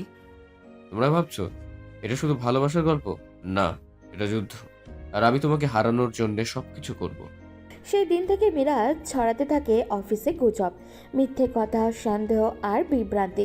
সে চায় তাদের ভালোবাসার বন্ধন ভাঙিয়ে দিতে। মিরাজ, তুমি এসব গুজব বন্ধ করো। তুমি আমাদের ভালোবাসাকে নষ্ট করতে পারবে না।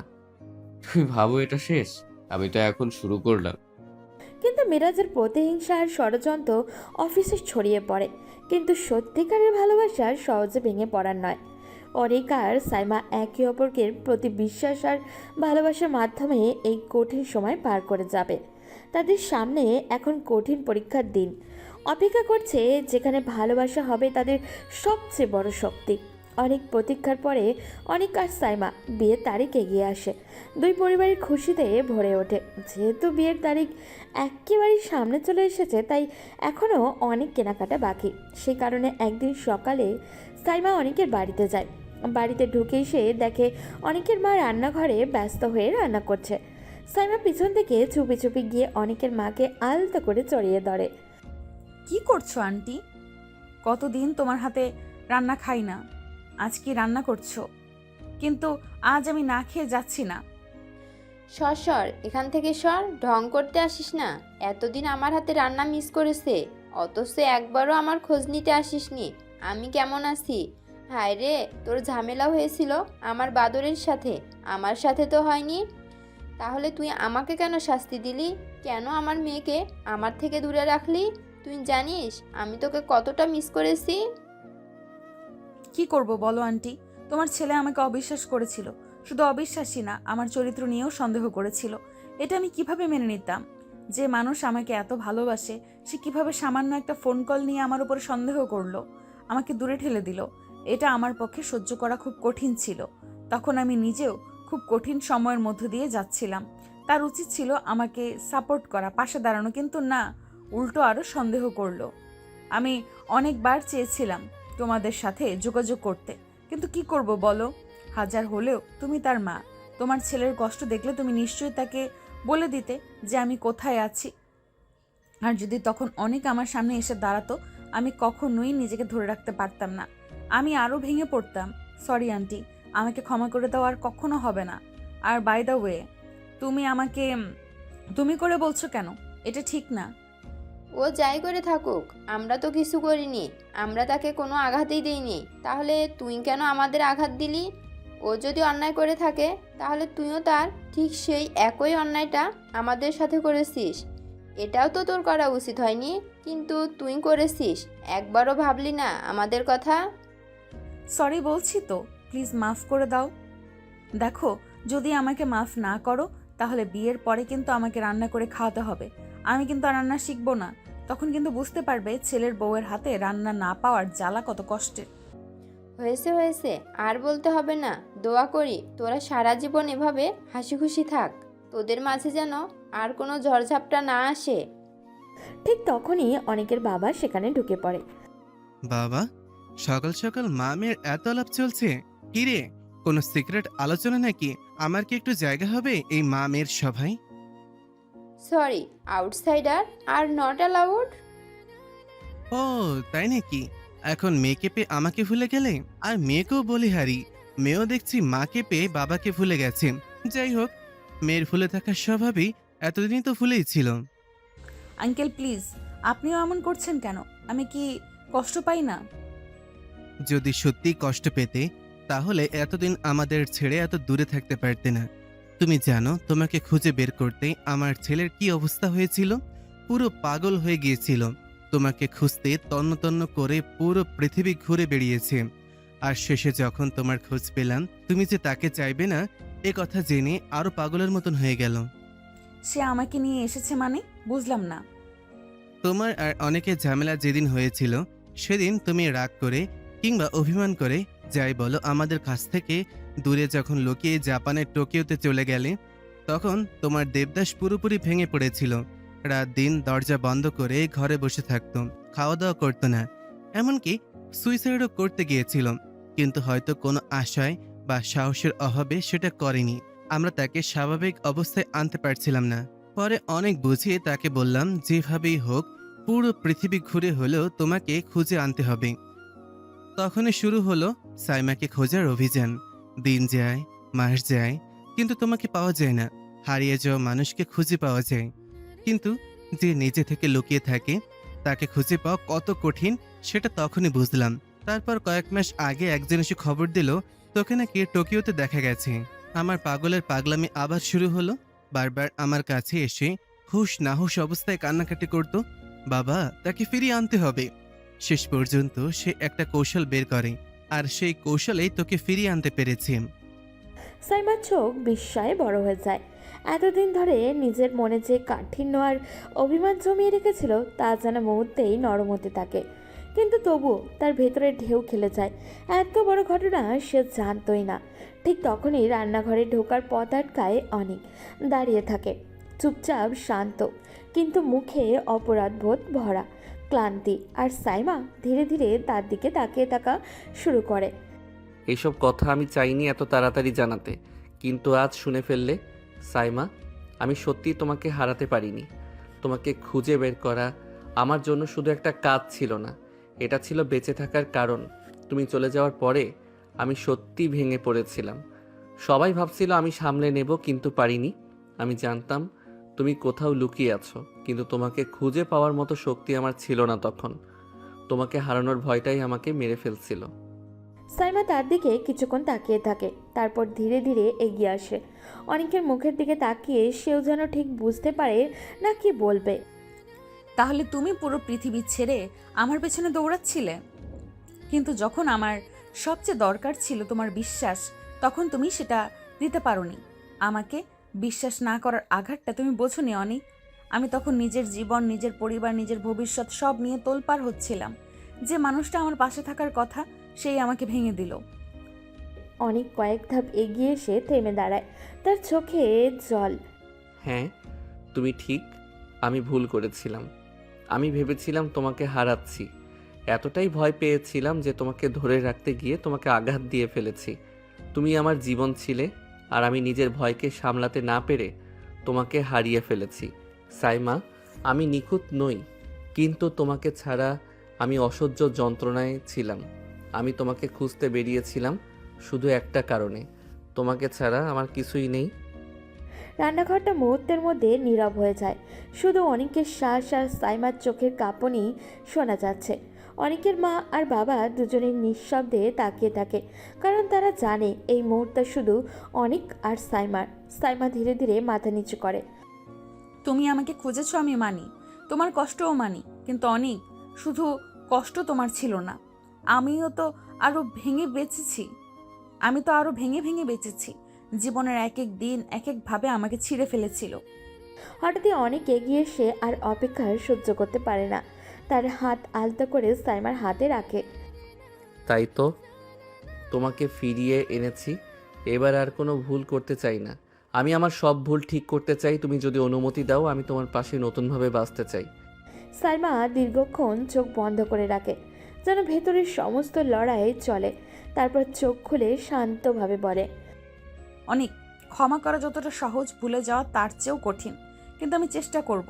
এবার তুমি যদি সত্যি সত্যি আমার পাশে থাকো, তবে আমরা আবার শুরু করতে পারি। অনেক শ্বাস ফেলতে ভুলে যায়, যেন পৃথিবীর সবচেয়ে বড় উপহার পেয়েছে ও। আমি প্রতিশ্রুতি দিচ্ছি, আমার জীবনে তোমাকে আর কখনো এক সেকেন্ডের জন্যও সন্দেহ করব না। দুজনের চোখে ভাষা জল। অনেকের হাতের উষ্ণতা আর সাইমার মন নরম হয়ে যাওয়া এক অদ্ভুত শান্তি নেমে আসে রান্নাঘরের বাতাসে। ঠিক তখনই অনেকের মা হাত তালি দিয়ে বলে ওঠে, হয়েছে হয়েছে, এত কাদাকাদি বাদ দাও। তোদের বিয়ে, খুশি হওয়া উচিত। এদিকে এসো, এখন ওই দুজনের জন্য গরম গরম খিচুড়ি বানিয়েছি। সাইমা হেসে ফেলে আর অনেক তার চোখ থেকে জল মোছে। অনেকের বাবা পাশে দাঁড়িয়ে গর্বের হাসি দিয়ে বলে, এখন বুঝলাম আমার ছেলে শুধু বিয়েই করেছে না, তার জীবনটাও ফিরে পাচ্ছে। অনেকের পরিবারের সাথে সাইমার একটি আবেগী কিছু মুহূর্ত অতিবাহিত হবার পরে যখন সাইমা লক্ষ্য করে দেখলেও সবাই আবেগী হয়ে গিয়েছে, তখন পরিস্থিতি পরিবর্তন করার জন্য সাইমা বলে উঠল, আচ্ছা, আমি কি এখানে কান্নাকাটি করার জন্য এসেছি? বুঝলাম না, কি শুরু করেছেন আপনারা? সাইমার কথা শুনে সবাই আজ অবাক হয়ে সাইমার দিকে তাকায়। সাইমা কি বোঝাতে চাইছে সকলের দৃষ্টি লক্ষ্য করে সাইমা যখন সবার দিকে তাকালো, তখন দেখলে সবাই কেমন অদ্ভুতভাবে তার দিকে তাকিয়ে আছে। এটা দেখেই সাইমা বুঝে গেল সে যা বোঝাতে চাচ্ছিল তা কেউই বুঝতে পারেনি। তাই সাইমা আবারও বলে উঠল, প্রথম দিন শ্বশুরবাড়ি আসার পরেই যেভাবে কান্নাকাটি করাচ্ছ তোমরা, বাবা, না জানি বিয়ের পরে আমার কি হবে। এটা নিয়ে এখনই আমি ভীষণ চিন্তিত আছি। কোথায় আসলাম, বিয়ের ডেট এগিয়ে আসছে, শপিং করা প্রয়োজন, শপিং করতে যাব জামাই শাশুড়ির সঙ্গে, তা না, এখন এসে আমাকে কান্নাকাটি করানো লাগছে। আমি মনে হয় পৃথিবীর প্রথম বউ যে বিয়ের আগে শ্বশুরবাড়িতে এসে কান্নাকাটি করছে। বলে সাইমার কথা শুনে সাইমার কান টেনে অনেকের মা বলল, এই ফাজিল মেয়ে, আমরা তোকে কান্না করাচ্ছি নাকি? তুই এসে আমাদের কান্না করাচ্ছিস? হায় আল্লাহ, না জানি বিয়ের আগেই যদি এমন কান্না করায়, বিয়ের পরে কিভাবে কান্না করাবে। দেখে নাও গো, আমাদের মনে হচ্ছে ভবিষ্যতে বৃদ্ধাশ্রমে যেতে হবে। অনেকের মা আবেগবশত কথাটা বলে ফেলেছে। পরে যখন সাইমার মুখের দিকে তাকিয়ে দেখে সাইমা মুখ কালো করে দাঁড়িয়ে আছে, তখন অনেকের মা বাবা এবং অনেক বুঝতে পারে যে সাইমার মন খারাপ হয়েছে। তাই তারা সাইমার মন ভালো করার জন্য বলে উঠল, এই বাদর, আমার মেয়েটাকে নিয়ে এসে তুই এখানে দাঁড় করিয়ে রাখবি? ওকে তোর ঘরে নিয়ে যা, তাড়াতাড়ি রেডি হয়ে আয়, সবাই একসাথে শপিং করতে যাব। অনেকের বাবার কথা শুনে অনেক সাইমাকে নিয়ে নিজের ঘরের দিকে চলে যায়। পুরো রাস্তা আসার সময় সাইমা মন ভার করে রেখেছিল। অনেক যখন বুঝলো যে সাইমা মন খারাপ করে রেখেছে, তখন সে কিছু একটা পরিকল্পনা করলো কিভাবে সাইমার মন তার মায়ের ভুলবশত কথার চিন্তা থেকে দূর করা যায়। কারণ অনেক খুব ভালো করে জানে তার মা সাইমাকে কষ্ট দেওয়ার জন্য কিছুই বলেনি। তাই সে বুদ্ধি করে আর সাইমাকে নিয়ে যখনই ঘরে প্রবেশ করলো, অমনি ঘরের দরজাটা বন্ধ করে দিল। হঠাৎই দরজা বন্ধের শব্দ শুনে সাইমা পিছনে ঘুরে দেখে অনেক ঘরের দরজা বন্ধ করে দুষ্টু হাসি দিচ্ছে। এটা দেখা মাত্রই সাইমার সন্দেহ হয় এবং সন্দেহের তার ভ্রু কুঁচকে যায়। সাইমা অনেককে ইশারা করে জিজ্ঞাসা করে সে দরজা বন্ধ কেন করলো। তখন অনেক আস্তে আস্তে সাইমার দিকে এগিয়ে আসে, যা দেখে সাইমার সন্দেহ আরও বেড়ে যায়। অনেক বারবার মুচকে মুচকে হাসছে আর সাইমার দিকে এগিয়ে যাচ্ছে। যত একটু করে এগোচ্ছে সাইমা তত এক পা করে পিছোচ্ছে। সাইমা পিছাতে পিছাতে হঠাৎ করে অনেকের বেডের সাথে হোঁচট খেয়ে পড়ে যায়। অনেকে বেডের উপরে উপর হয়ে থাকা সাইমার উপরে হালকা করে চোখে তাকে বলে, খালি আমার থেকে এত পালাই পালাই করো কিসের জন্য? আমি কি বাঘ নাকি ভাল্লুক যে তোমাকে খেয়ে ফেলবো? তাই বলে তুমি বারবার পালিয়ে যাও আমার থেকে? বাঘ ভাল্লুকের থেকেও ভয়ঙ্কর একজন তুমি, এই জন্যই তো তোমার থেকে বারবার পালিয়ে বেড়াই। কথাটি সাইমা বিড়বিড় করে বললেও অনেক বুঝতে পারে সাইমা কি বলছে। তখন সে সাইমার আরও কাছে ঝুঁকে গিয়ে বলে, আমি বাঘ ভাল্লুকের থেকেও ভয়ঙ্কর, তাই না? ঠিক আছে, তোমাকে দেখাচ্ছি আসল মজা। বাঘ ভাল্লুকের থেকেও ভয়ঙ্কর কি হতে পারে? কথাটা বলে অনেক যখনই সাইমার দিকে আরেকটু ঢুকে যায়, অমনি সাইমা ওঠার জন্য তড়িঘড়ি করতে গিয়েও সাইমার কপাল অনেকের নাকের সাথে হালকা ধাক্কা খায়, যার জন্য অনেক সামান্য ব্যথা পায়। অনেক ব্যথা পেতে দেখে সাইমা উদ্বিগ হয়ে বলে, এই সরি দেখো প্লিজ, আমি ফলো করিনি যে তোমার এভাবে লেগে যাবে, প্লিজ মাফ করে দাও আমাকে। মাফ করে দিতে পারি একটা শর্তে, তার আগে আমাকে ওষুধ দাও। তোমাকে ওষুধ দেবো মানে? আমি কি ডাক্তার নাকি যে তোমাকে ওষুধ দেবো? সাইমা আর কোনো কথা বলতে পারে না, তার আগেই অনেক নিজের ঠোঁট দিয়ে সাইমার ঠোঁটটা দখল করে নেয়। হঠাৎ আক্রমণে সাইমা কিছুই বুঝে উঠতে পারে না, কিন্তু যখনই বুঝতে পারে তখন সে নিজেকে ছাড়ানোর জন্য ছোটাছুটি করতে থাকে। অনেক যখন বুঝতে পারে সাইমা ছোটাছুটি করছে, তখন অনেক নিজের এক হাত দিয়ে সাইমার কোমর পেঁচিয়ে ধরে এবং অন্য হাতে সাইমার কাপড় ভেদ করে পেটে হালকা স্পর্শ করে। এমন অযাচিত স্পর্শে সাইমা পুরো নীরব হয়ে যায়, যেন তার মস্তিষ্ক কাজ করা বন্ধ করে দিয়েছে। তার পুরো শরীরটা যেন অদ্ভুত রকমের অবশ হয়ে যায়। দুজনেরই সংঘর্ষে সাইমা লম্বা সময় ধরে নীরব থাকলেও অনেক যখন নিজের নিয়ন্ত্রণ হারিয়ে পুরোপুরি সাইমার মধ্যে হারিয়ে যাচ্ছিল, তখন অনেকের হাত সাইমার স্পর্শকাতর জায়গায় স্পর্শ লাগায়।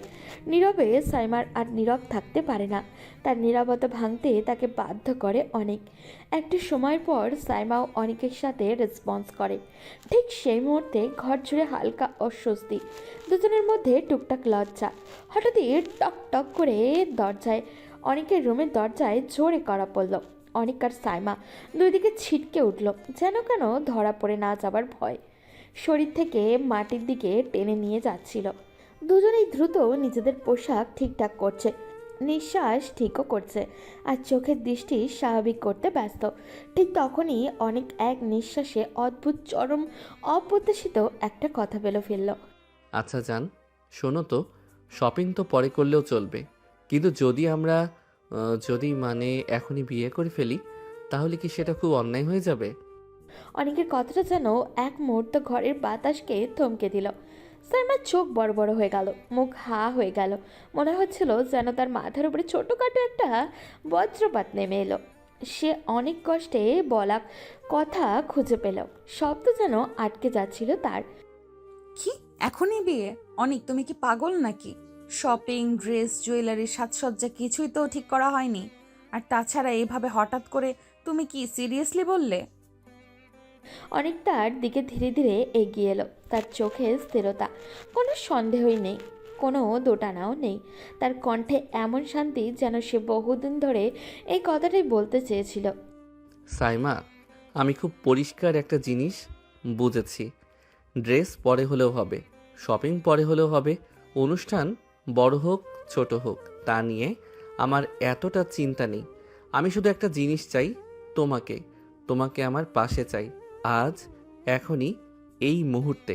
সে সাইমার হাত ধরল ধীরে যত্ন করে। জীবনটা কখন কি হয়ে যায় কেউ জানে না জান, তাই আমি বিলম্ব করতে চাই না। আমি তোমার সাথে আজীবন কাটাতে চাই। তুমি চাইলে আমি এখনই তোমার বাবা মার কাছে যেতে পারি। তুমি চাইলে আজকেই আমাদের একটা ছোট্ট অনুষ্ঠান করে ফেলি। শুধু বলো তুমি তুমি আমার সঙ্গে থাকতে চাও কি না? সাইমার চোখে হালকা জল এলো। এটা দুঃখের জল নয়, এটা আবেগে ভেসে যাওয়ার, ভালোবাসার উচ্ছ্বাসে ডুবে যাওয়া, নিজের মানুষটাকে তার কতটা চায় সেটা উপলব্ধি করার জল। সে আস্তে করে অনেকের বুকের উপরে মাথা রাখল। অনেক, তুমি যে এভাবে বলবে আমি ভাবতেই পারিনি। হ্যাঁ, আমি শপিং চাই, সাজসজ্জা চাই, কিন্তু তার চেয়েও বেশি আমি চাই তুমি আমার পাশে থাকো। আমি চাই তোমার হাতটা আমার হাতেই থাকুক আজীবন। তাই হ্যাঁ অনেক, আমি রাজি। আজ হোক কাল হোক, যেদিন তুমি চাও আমি তোমাকে বিয়ে করতে রাজি। অনেক এক ঝটকায় সাইমাকে জড়িয়ে ধরল, তার কণ্ঠে আদম্য খুশি, চোখে উজ্জ্বলতা। সাইমা, তুমি জানো না তুমি আমাকে কত খুশি করে দিলে। তোমার সাথে থাকলে আমার সব কিছু সম্পূর্ণ লাগে। সেই সময়ে আবার টকটক করে দরজায় কড়া পড়ল। দুজনে একটু হাসলো, এবার আর ভয় নয়, লজ্জাও নয়, শুধু খুশির হাসি। অনেক দরজা খুলতে বাইরে অনেকের মা বাবা দাঁড়িয়ে আছে। তারা তাদের মুখে এক অদ্ভুত হাসি, মনে হচ্ছিল তারা অনেকক্ষণ ধরেই সব কিছু জানে। মনে হয় তোমাদের দুজনের কথা একটু শুনে ফেলেছি। যদি সত্যি সত্যি বিয়ে করতে চাও তাহলে বলো, আজই নাকি কাল? সাইমা লজ্জায় মাথা নামিয়ে ফেলে। অনেক তার হাতটা আবারও ধরে বলল, আজ, আজই, আজ আমাদের গল্পটা নতুন করে শুরু হবে। সবার চোখের হাসি, সবার মুখের আনন্দ, সবার মনে দুশ্চিন্তা নেই, শুধু ভালোবাসা। সেদিন সন্ধ্যায় ছোট্ট করে আয়োজন হলো। সোনার উপর গয়না নয়, বড় সাজসজ্জাও নয়, কিন্তু সাইমা ছিল পৃথিবীর সবচেয়ে সুন্দর কনে, আর অনেক ছিল পৃথিবীর সবচেয়ে সুখী বর। দুজনের হাত এক হলো, একটা নতুন জীবনের শুরু হলো। সব ভুল বোঝাবুঝি, সব ভয়, সব দুঃখ পেছনে ফেলে অনেক আর সাইমা দুজন দুজনের হাত ধরে শুরু করলো তাদের আজীবনের যাত্রা। যাত্রা যেখানে শেষ নেই, আছে শুধু ভালোবাসা, আস্থা আর একে অপরকে হারিয়ে না ফেলার প্রতিজ্ঞা।